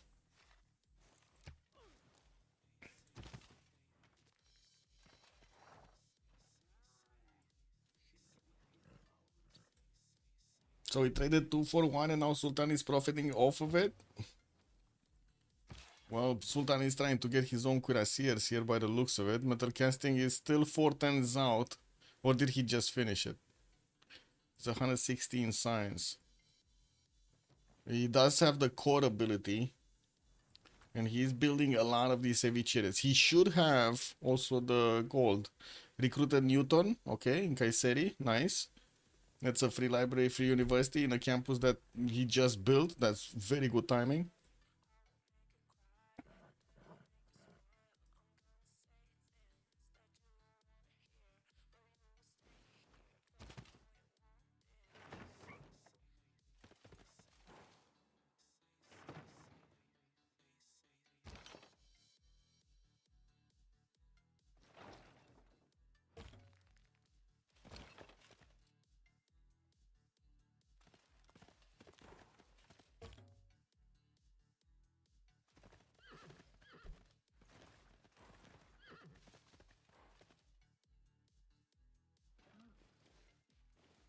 Captain Morgan can do whatever. He will never hit tanks in a reasonable timing, but he can have a shit ton of cuirassiers with their gold. Yeah, yeah, that is a problem on Suleiman Khan. They have the gold, they just don't have the science to keep up with Paul at a good enough time. Like Captain Morgan, I remember Captain Morgan didn't spend the time to get his military science. So he, even if he gets ballistics, he needs to go through the bottom three also to get to tanks, get to combustion. That's gonna be a long freaking time, man. And as you can see, Arabia is already knocking on the doorstep of the Aztec cities of Malinanco and Tlacopan here. There is a safety settler, I guess you could call it like this, Chapultepec. And the Aztec is sending another settler actually further away. I don't think it will help though. As in right now he's kind of useless to the game also. Walking, talking military alliance basically. Macedon looks like he didn't upgrade, but he did. Wait, he switched off? Oh, he switched off ballistics. Well, he wants more units or something. Camel training projects coming out, 2 of them. Looks like Arabia is about to actually get this. Gustavus Adolphus is, there we go. He just got it. Macedon has enough points.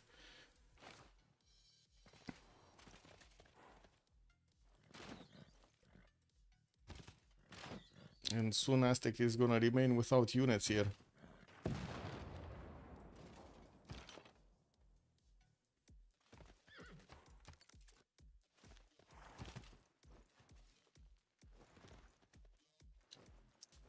Otherwise he'll die later on like tanks or modern armors.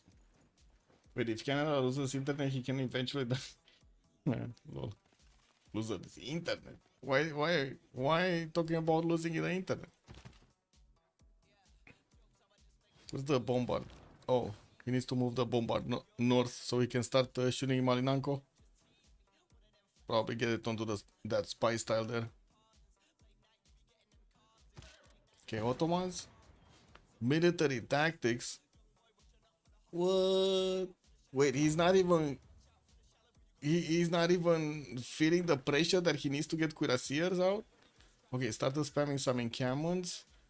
Tried to build a statue of Zeus here with the help of Isodor to get free units.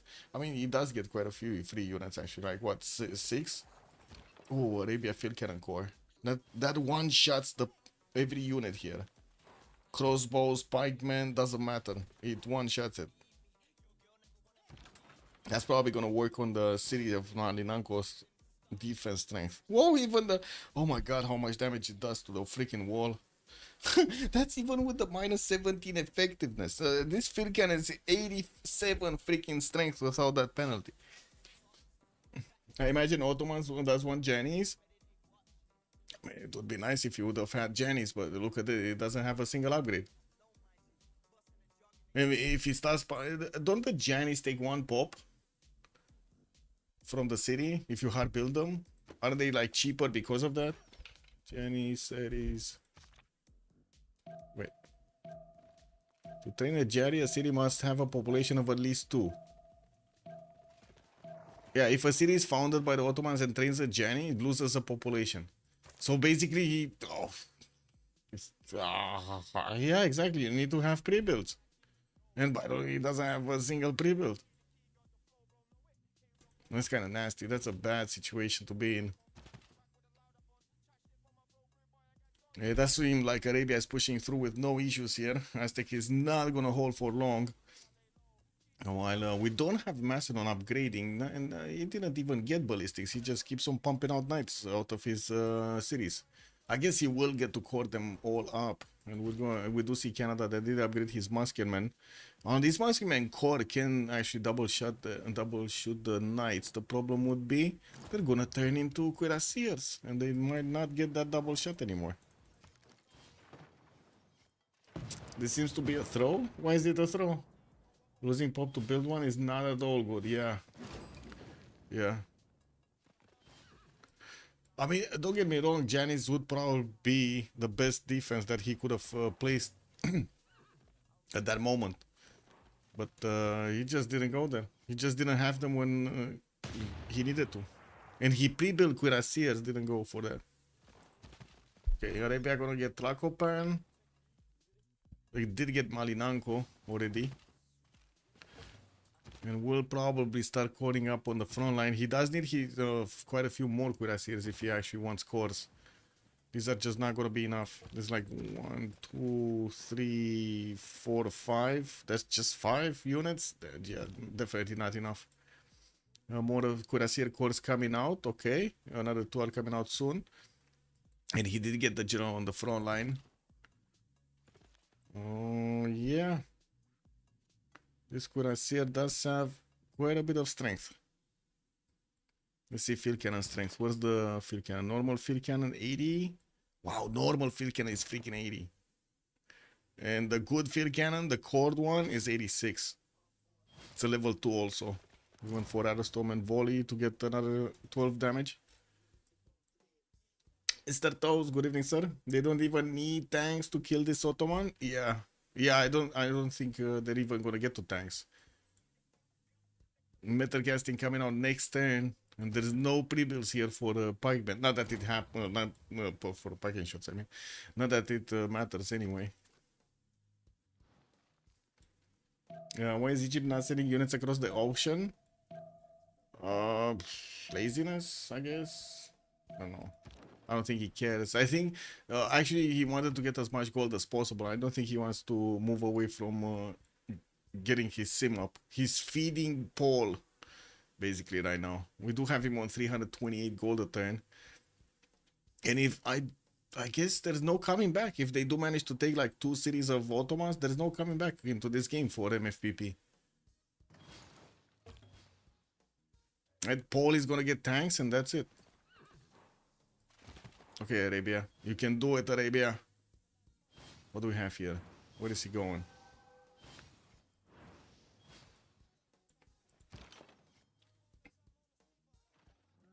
Show Barbar on the coast. The Barbaric Corsair from Captain Morgan. I mean, he sees the coast of Egypt, finally. They didn't have vision over this. It looks like he will have a few feasting tiles. Harbor to pillage and stuff. Oh, there we go. Units, caravels deployed in Mendez. 3 turns to go though. Oh my god, he needs to get here though. This is heaven. For that Barbaric Corsair, this is heaven. Look at this. 2, 4, 6, 8, 10, 11 of these traders. Beautiful. Okay, what's happening here? Wow. Nightcore actually survived. Okay, Morin is getting caught up. Apostle deployed on the front line. Cuirassiers are 90 strength. And it does seem like the field cannons are following through. They're moving slowly though.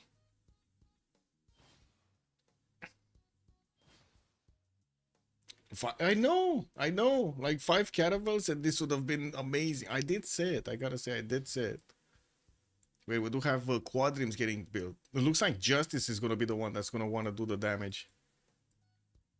And there's like a single city on the coast. There's not much damage that he could do. It's only Trebson. Do they even know about this? Yeah, they do know. Oh, I see. He has a galley around here and an admiral. Didn't see the north coast yet, so. Okay, takes 3 turns ballistics. Okay. And Paul is gonna get his refining next turn. He needs steel and then he needs combustion. Another 3 takes and boom, he's gonna have tanks. Galileo also did get on the front line. Looks like Ottomans didn't activate his spy here. The spy of Zane is just sitting in the city of Holmes, not doing anything. Starting to get quite a few more cuirassiers from his other cities. And Justice is also 2 turns away from getting industrialization. While nobody from MFPP did manage to get there. Well, I mean, don't get me wrong, Ottomans did try, but he never got there. He did build also quite a bit of production here. He's on, what, 307 points of production versus Paul's 213. 5 funny boats, funny boats, funny boats. Well, he's gonna have a lot of massing cuirassiers at some point. Yeah, true.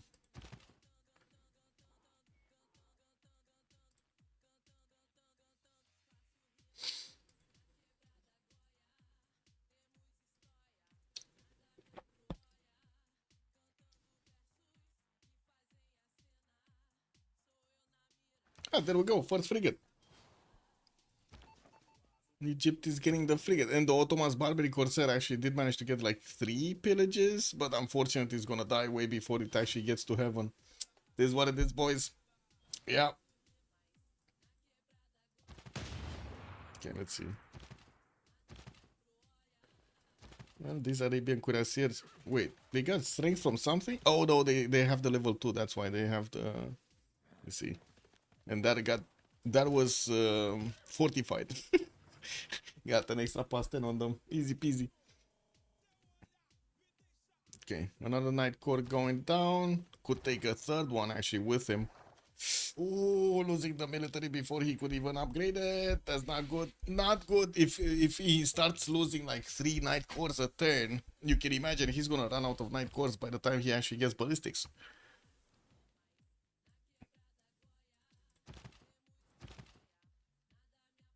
What is this Persian pikeman doing here? Sir, you're on the wrong side of the river, sir.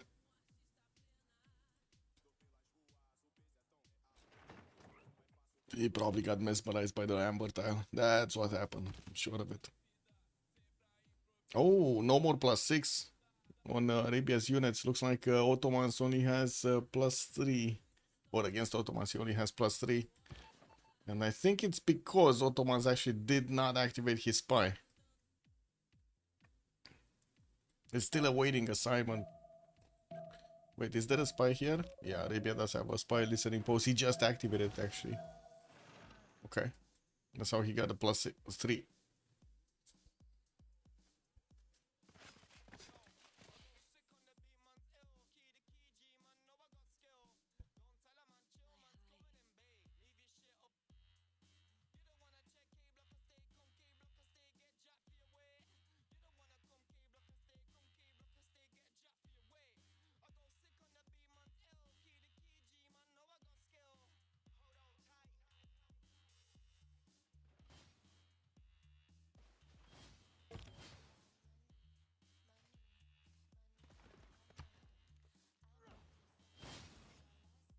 Okay, Ottomans did finally get ballistics, and the question is, can Arabia keep pushing through? Managed to get an extra 10 from there. Field cannons are definitely gonna help here. This is probably what's gonna break the camel's back, as they say. Wait, field cannons moving north? What? What? Oh, Paul is gonna wait for tanks? I think he's gonna wait for tanks, right? Yeah, he's gonna wait for tanks. He's getting his military back to upgrade into tanks. And let's see where Captain Morgan is, actually, on the bottom three. I don't know where he is. Don't know if he got siege tactics or not. But I'm pretty sure he didn't get to military science. We're also 10 away from switching the era. Looks like Paul is not going to get a Golden Age Justice. 4 points off from getting a Golden Age. That's unfortunate. He was getting Kilva here. And looks like he's just not going to make it in time to have him getting another Caravel. Nemesis going dark. Armandarin is 71 out of 65. Okay, so he is gonna get a heroic age, but I mean he's only on 1 city, 2 cities, so you know that's doesn't matter that much. Captain Morgan is 3 points off, and it looks like he's also gonna miss his golden age here. That's quite unfortunate. Man, one single one Jenny, and he could have actually gotten this golden age, but he never built one. He never cared. Looks like also Macedon did manage to upgrade a few of his knights into cuirassiers, while the Canadian military moved a little bit towards the south. It kind of stopped when they saw the cuirassiers of Macedon. Just buy one. Yeah, I don't know if they had the gold actually. Police. How much is it? It's like what, 400 something? What is it? Is it more expensive? I don't know how much is it. A Jenny. How much is a Jenny? 480 base cost. Okay. And that's fine actually. They do have the gold. They actually do have the gold. Is he not gonna buy it? Check this out. He's not gonna.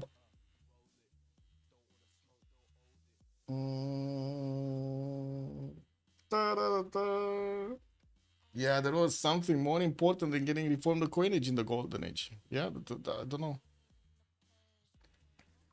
You probably didn't see it. This is what it is. Ooh, desync. No, desync. We might need to relobby, so.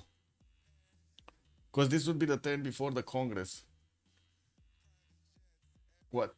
Jennies? They should be muskeman technology. What is it? Gunpowder?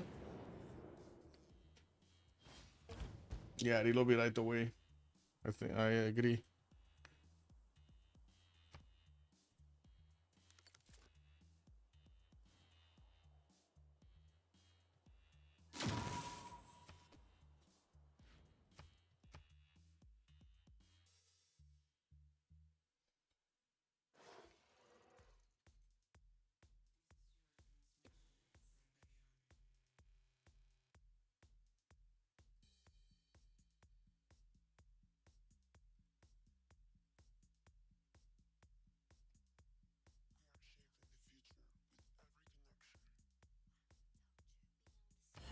Okay.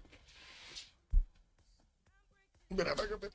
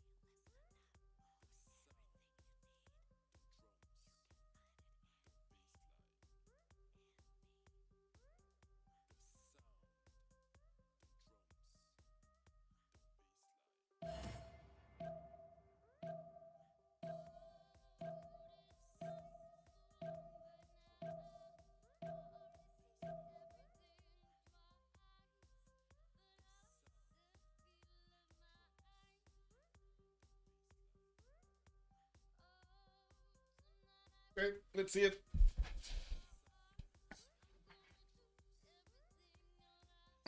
Not gonna touch it, nothing. Okay, it's moving. The globe is moving.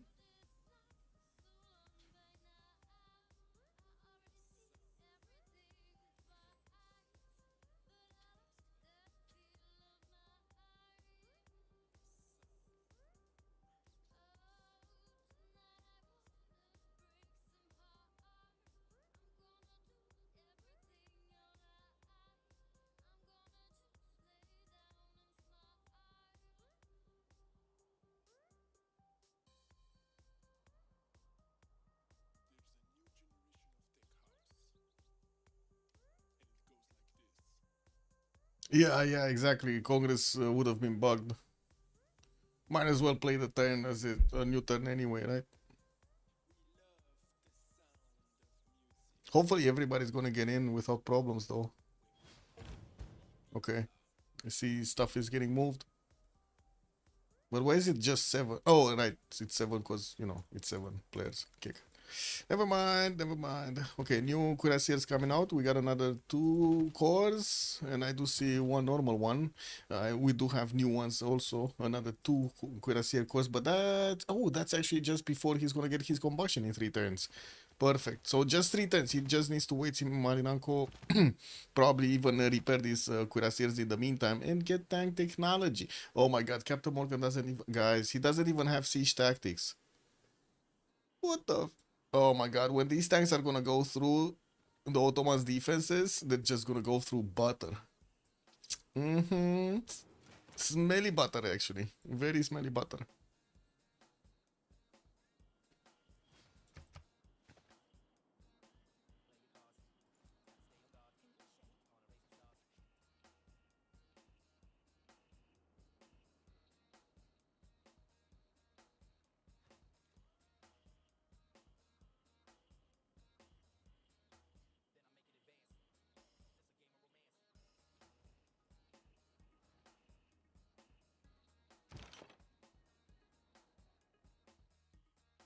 Just waiting to see when action is actually gonna start, because it doesn't seem like anybody's actually gonna do anything here.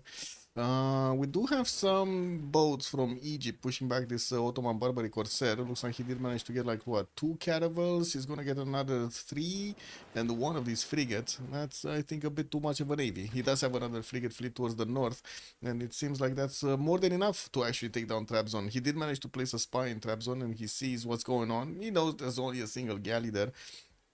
Not much to take on his powerful fleet. While in the meantime, Ottomans is trying to actually build up a bigger army. He's gonna need to face those tanks soon of Arabia, and he's gonna take so long to get to tanks. So long to get to tanks. I mean, okay, sure, he has ballistics, but he needs siege tactics, military science, then rifling, then getting steel, then getting refining, then getting freaking combustion. That's a long time, and that's 216 science. He's in a normal age. Ooh, that's just nasty. Montezuma did get his heroic, and I guess he does have 42 gold at 10. Wilfred Laurier is starting to actually lose quite a bit of gold. He's on minus 44. While I do see Justice is getting his 211. He did manage to get the golden. He did get the golden age. Very nice. We were not sure if he's gonna get the golden, but he did it. He did it. How did he do it, actually? Finish something up? Kilva didn't get finished. I don't know what he did. Oh, maybe the fleet, actually. I think the fleet, right? He got 2 quadrims and he made a fleet with them, and that's how he did it, probably. Okay. No general for tanks, no? I think. The next ones are the ones with modern damage. Himerius Amina. Yeah, Amina was the last one being picked up by Arabia, and that's just industrial. That's just gonna give his cuirassiers and his field cannons. While I do see the next one is Dandara, and it looks like he is actually getting there. It's 535 points. He probably needs a few projects though. He's getting 1 from Cairo. Probably will make another row of projects whenever he's gonna finish the cuirassier line. He has another 3 cuirassiers in the build queues.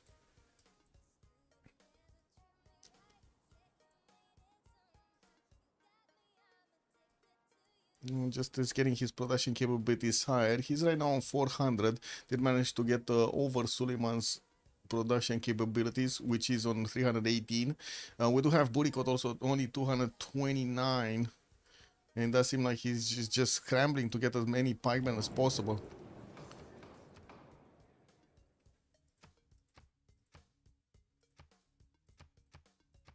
Okay. Beta back, I guess.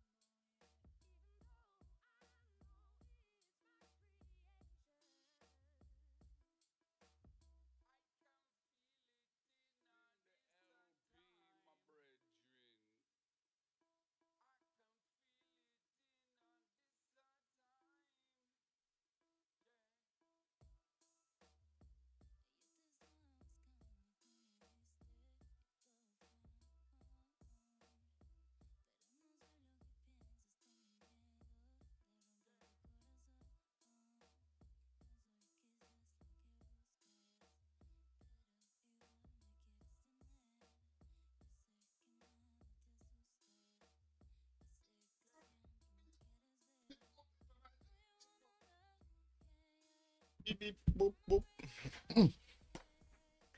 Okay, let's see what happened during the Congress. Catholicism, okay, maybe condemned. The Plums also granting no amenities and 2 diplo points for Suleiman. Well, they are in a 4 versus 3 situation, so diplo points are easy to acquire. He's already on 10 out of 20, but him thinking of getting a diplo, I don't know if that's actually, you know, a good dream to have. Paul is gonna get his combustion in 2 turns, and that's gonna be nasty.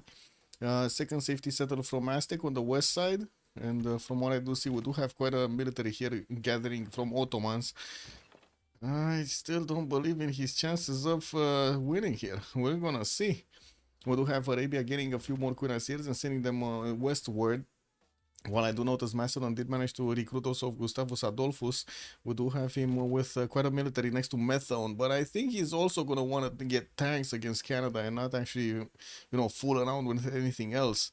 He would need to get quite a few more units if he does want to do that, and as you can see, he's getting his military science next turn. We'll get the ability to actually build military academies in his encampments. He doesn't even have armories right now. He's just getting his encampment training projects going. Definitely wants to get one of those tanks from the modern era. What is Macedon? He's only 90 points. He's only making 8 points a turn. That's not that good. Not that good. More libraries coming through. Did manage to get over 100 science at least. And I do have to say, Wilfred Laurier here is 118 with only 28 techs, while we do have Alexander on 30. I guess you see what happens. He slowed down from building units. Didn't get that much science anymore. And we do need to see if they're gonna manage to actually keep enough gold. By the looks of it, they already have more than 1,000 gold, like 1,400 gold in the bank. So I would imagine they should be able to, especially with Justice making 310. Forking Knight is also on 100. And the Paul is positive in the gold per turn. This is amazing. 61 gold per turn. Amazing. Maybe he received some GPD or something. KW. Okay, field cannons moving forward. Kitty. Mă, ce faci?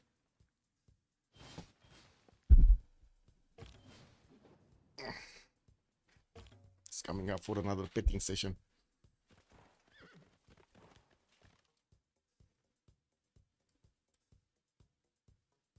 This is a very needy cat. I gotta say, it. Extremely needy cat. I don't think I've ever seen such a needy cat.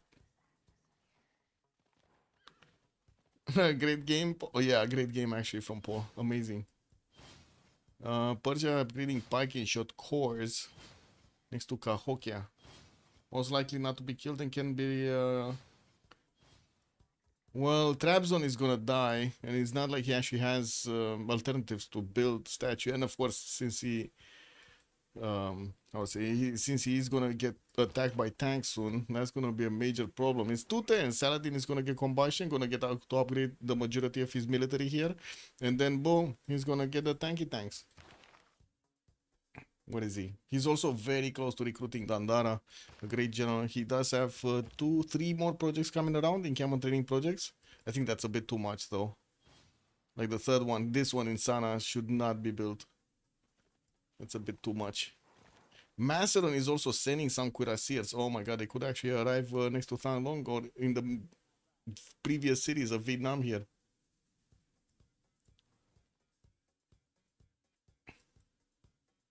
Big comeback, very big comeback.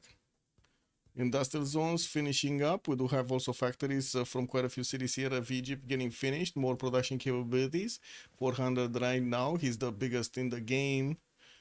And I do see he's getting his metal casting next turn. Okay, so he's on the middle 3 right now.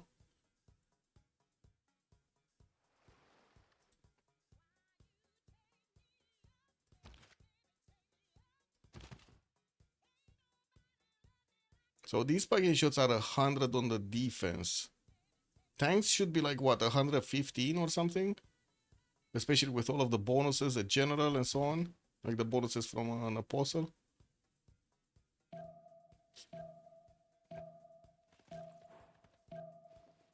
Well, they're not armies actually. Wait, they might be like 105, 108.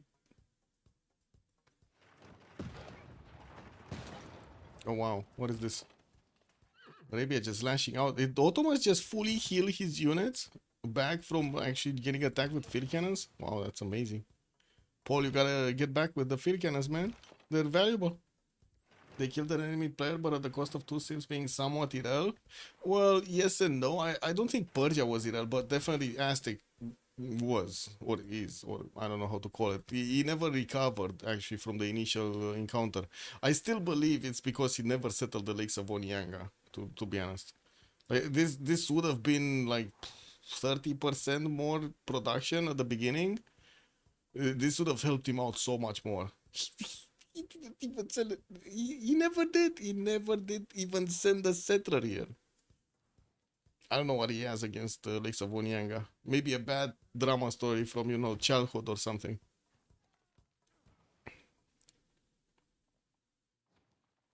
Don't you guys have some places that you'd never go because of something that happened in the past? Like, you know, powerful memories?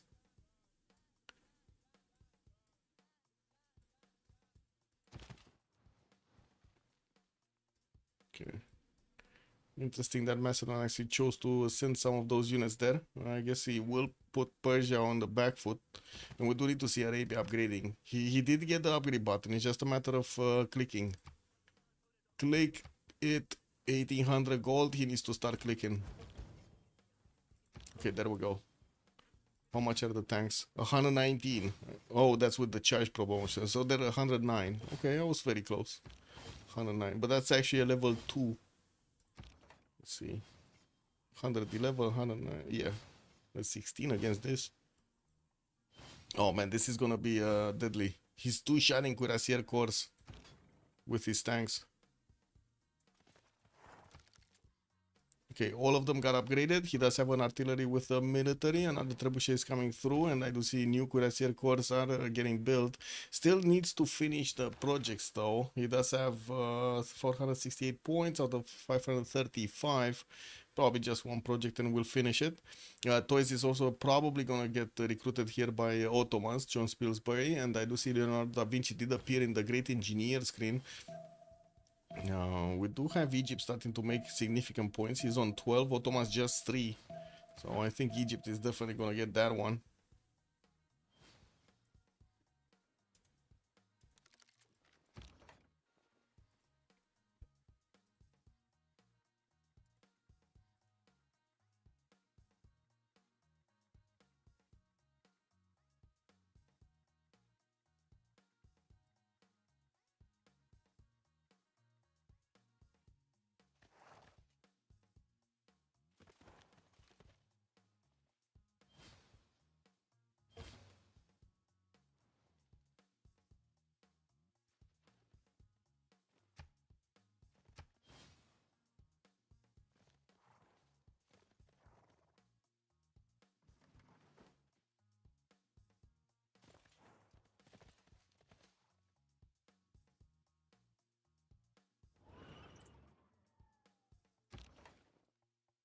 Okay, let's see. Paul is starting to move.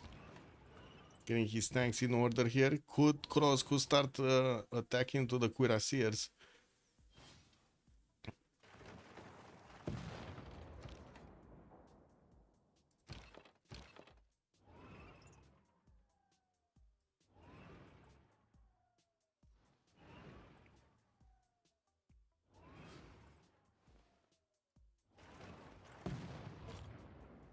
Well, these field cannons are tickling the tanks, but they're not destroying them.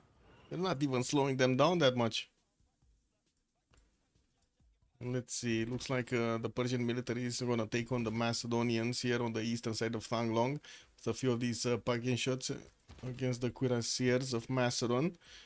Morning cannon training's finishing. Oh, he got it. He got it. Arabia Kadandara. Okay, is Macedon gonna get this one? Probably. Rani Lakshmibai isn't that far off right now. It's only 270 points, and he's getting another encounter training project next turn. Looks like also Canada did try to go for an attack here against Macedon, but that fell short. Forky Knight is getting his rifling next turn, while a Nemesis is just getting ballistics next turn, but he already has military science, so I guess he's not that far away from the other ones. And we do need to see if Forkin is going to keep on building units, because that's one of the things that's stopping him right now from actually getting faster to tanks. Egypt's going to send some of these caravels. No? He didn't? Oh, he's just keeping them here? He's not going through? Oh, I see. He needed to actually take care of that barbaric Corsair. And he's getting attacked from the south by Armandarin's levied army from Namadol. Just a few freaking swordsmen.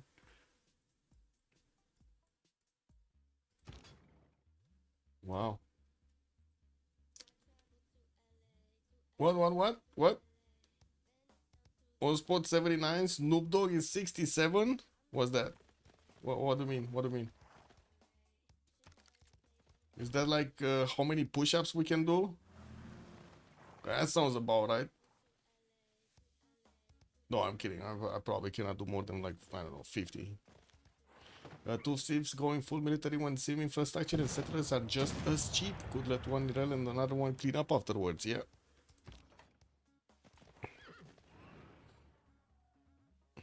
It's at around 50 probably.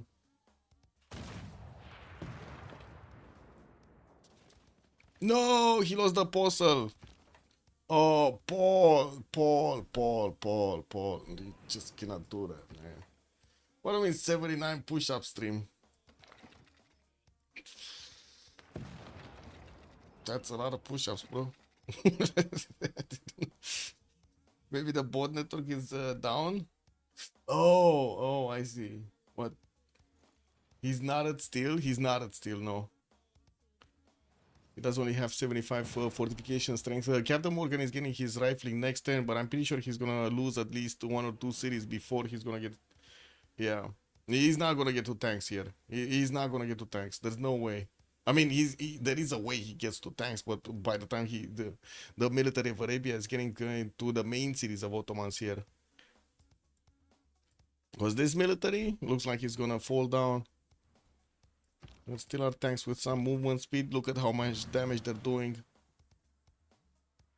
Yeah, just take out the units. I agree.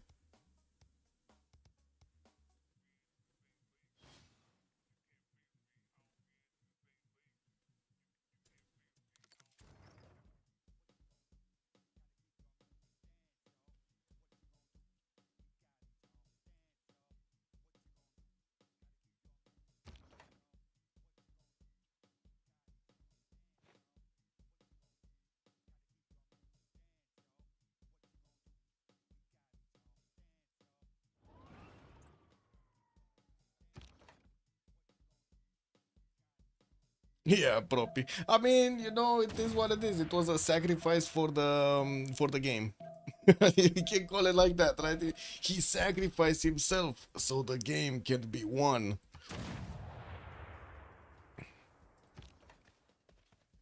Okay, let's see how quickly these guys are gonna roll over. Field cannons should actually take at least one of these cuirassiers down. It's, I guess, yeah. It's trying to get you ones on the front line. And that's not gonna work actually. Could, oh, that's nasty. That's actually very nasty. Like double slam into this, move field cannon here, destroy this one, get the other ones. And this is gonna be one shot anyway. Move tank forward. This one shot. Oh my god, look at that. 1, 2, 3, 4 units could be taken down. That's one. Okay.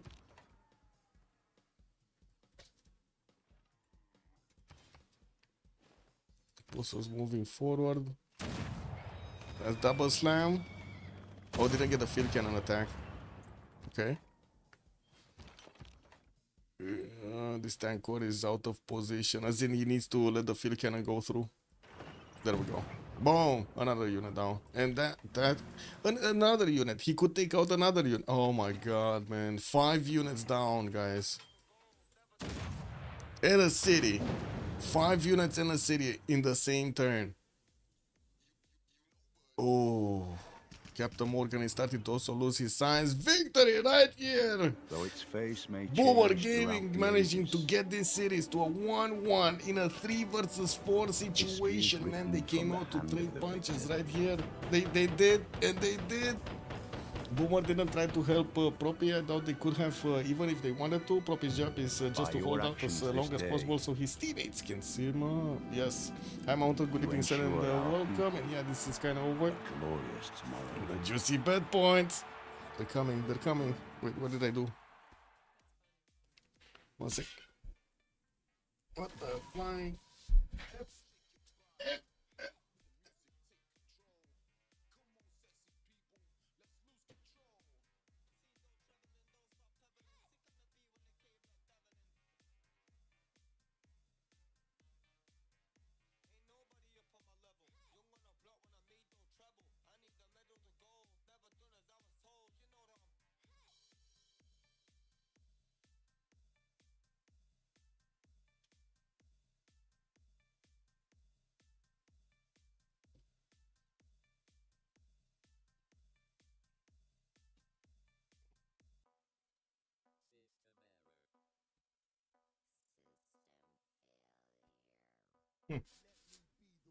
Interesting.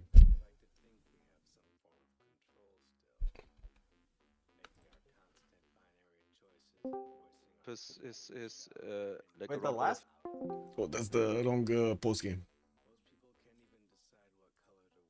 Let's see.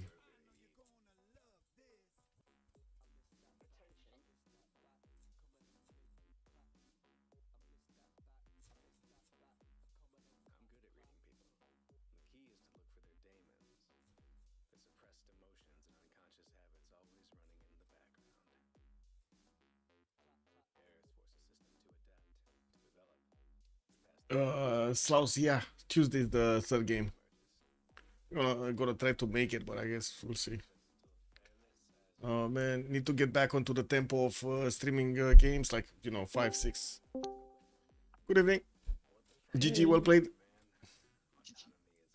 It was a strong beginning, but then it kind of fell apart in the middle. Yeah, it was 2-for-1 because Aztecs did Irel himself also.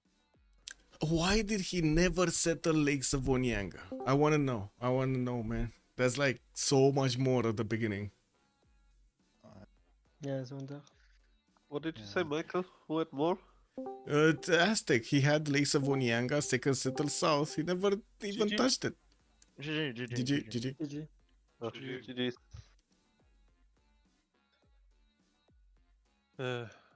Interesting Aztec game, is, I guess. yeah, it was. I mean, Yeah, we I had a can- good advantage, but we fumbled a bit. Well, I don't know. I could imagine from spectator perspective was actually quite spectacular. Like, Propi at the beginning was awesome. Yeah, massive. Buffalo site with Nigel on it. Yeah. I don't know why Like, you guys, remapped the I first can't buy one. Slinger here, right? It's gonna die. Yes. What do I do? yeah, I mean, in the end, like in hindsight, probably like maybe Poppy can say itself, but in hindsight, probably Holy State opening is a bit too much. Yeah. But, Except like just turn, min distance to two opponents. well, yeah, but obviously, like turn 1, you don't know. And, Yeah, you don't know. like, True. Vietnam, you kind of want to open all his side, and he kind of giga low walled here, positionally, I guess. So Mhm. When that Persian city appeared. Yeah, let's move. Boom. Guys, Hello. got something to say. So yeah, at least in my work, we picked Vietnam because we figure Vietnam is fine in these positions, right? Like Yeah. he kind of is not really pushable, even though he kind of zims, right? If he gets his thumbs up, yeah, sure. Yeah, but like in the end, you have the Eagles there, then like he can't even go for turn, right? Like he has to get archery to get the Eagles off to even be allowed to build the district, and then there are the immortals, and like it's just a bit too much. Like even with the extra science from Thingy, it was a very hard position, I think. So Yeah. but yeah, luckily with No, some Immortel GPT, are broken. Saladin is strong. But Immortel in early games, there is nothing better than this shit. And because I got the general with the lobby, it was over. Yeah, with the general, of course. I mean, the first immortal that went on the marsh and No, he, yeah, I he misclicked. nearly killed you, and we were like, No. okay, he's fine now. And then there's 2 immortals with general, and the city's just gone. No, yeah, that was his fucking misclick. I clicked on the city and he moved towards it. I was like, oh shit. But it Yeah, was the but you perfect kind of day, you baited know? me. Yeah. Yeah. I could We- have upgraded the sword, and I didn't upgrade the sword because I was like, I'm fine. And then we spent the gold otherwise. Then you attacked. I had no gold, and then you could have just slam without Berserker. Yeah, okay. Yeah, because I have first moves, it helps. By the way, guys, what's the Canada pick? Like, did I miss something, or you guys is this some special comfort or anything? Like, we were very confused about Canada pick. Repeat? Yeah, well, was- Canada, you Oh. if you high roll and you are sim, it's always very good. The first map You- was perfect for us. Yes, The one you and remapped. if you don't high roll, I still do much iron for Immortal Push and a lot of gold early game with Ant Goddess. So Yeah, with the camps. that's what I figured. Oh yeah, we figured the camps, but didn't think of the extra island. I guess that's actually pretty good. Like, especially if you go Persia and like Montezuma is technically a sword spam as well, I guess. So that's Yes. So yeah, okay, now I understand it. Makes actually a lot of sense. Yeah, like it's kind of similar to England, right? You just get double the strategic. But it's more solid than England, so Why did you remap Yeah, the from- first one? I got confused there. Why did you remap the first map? Because you had the Cleopatra, I Because feel like Cleopatra was dead. yeah, first of all, he's not in a good position, and second, Cyrus is in the middle of all of us. He's Yes. just gonna, he's gonna put one city to each of us, and each city is just gonna spam immortals, and we're not Yeah. gonna have a nice time. Yeah, also the land on the other guys was just not good also. So like, Yeah. I mean, I can do the guy with okay land, but I have a lot of neighbors. So like, your Zimpic is surrounded. So I think it's a very obvious remap for us. Yep. Okay.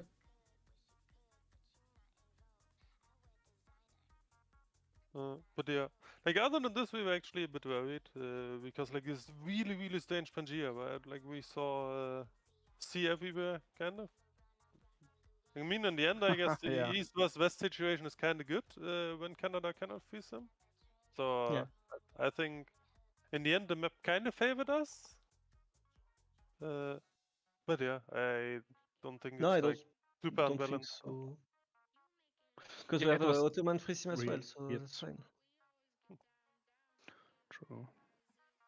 No, the Yeah, problem was, Egypt was weird, like spawning on the coast and stuff. I don't know. That was sussy. with the Corsairs. Well, yeah, I mean, it Yeah. worked out because I'm such a good player, but that's another story. Sure. I cut. Yeah. Anyway, so I guess it's like in tennis, right? Like you take our map, we take your map, and now it's 1-1. So we no? take the next one. Okay. Fine. Hold up, hold up. Wait, what is it's Lakes, right? I think we already Yes. scheduled for Tuesday, right? Tuesday, indeed. Yeah. Yeah, in 2 days.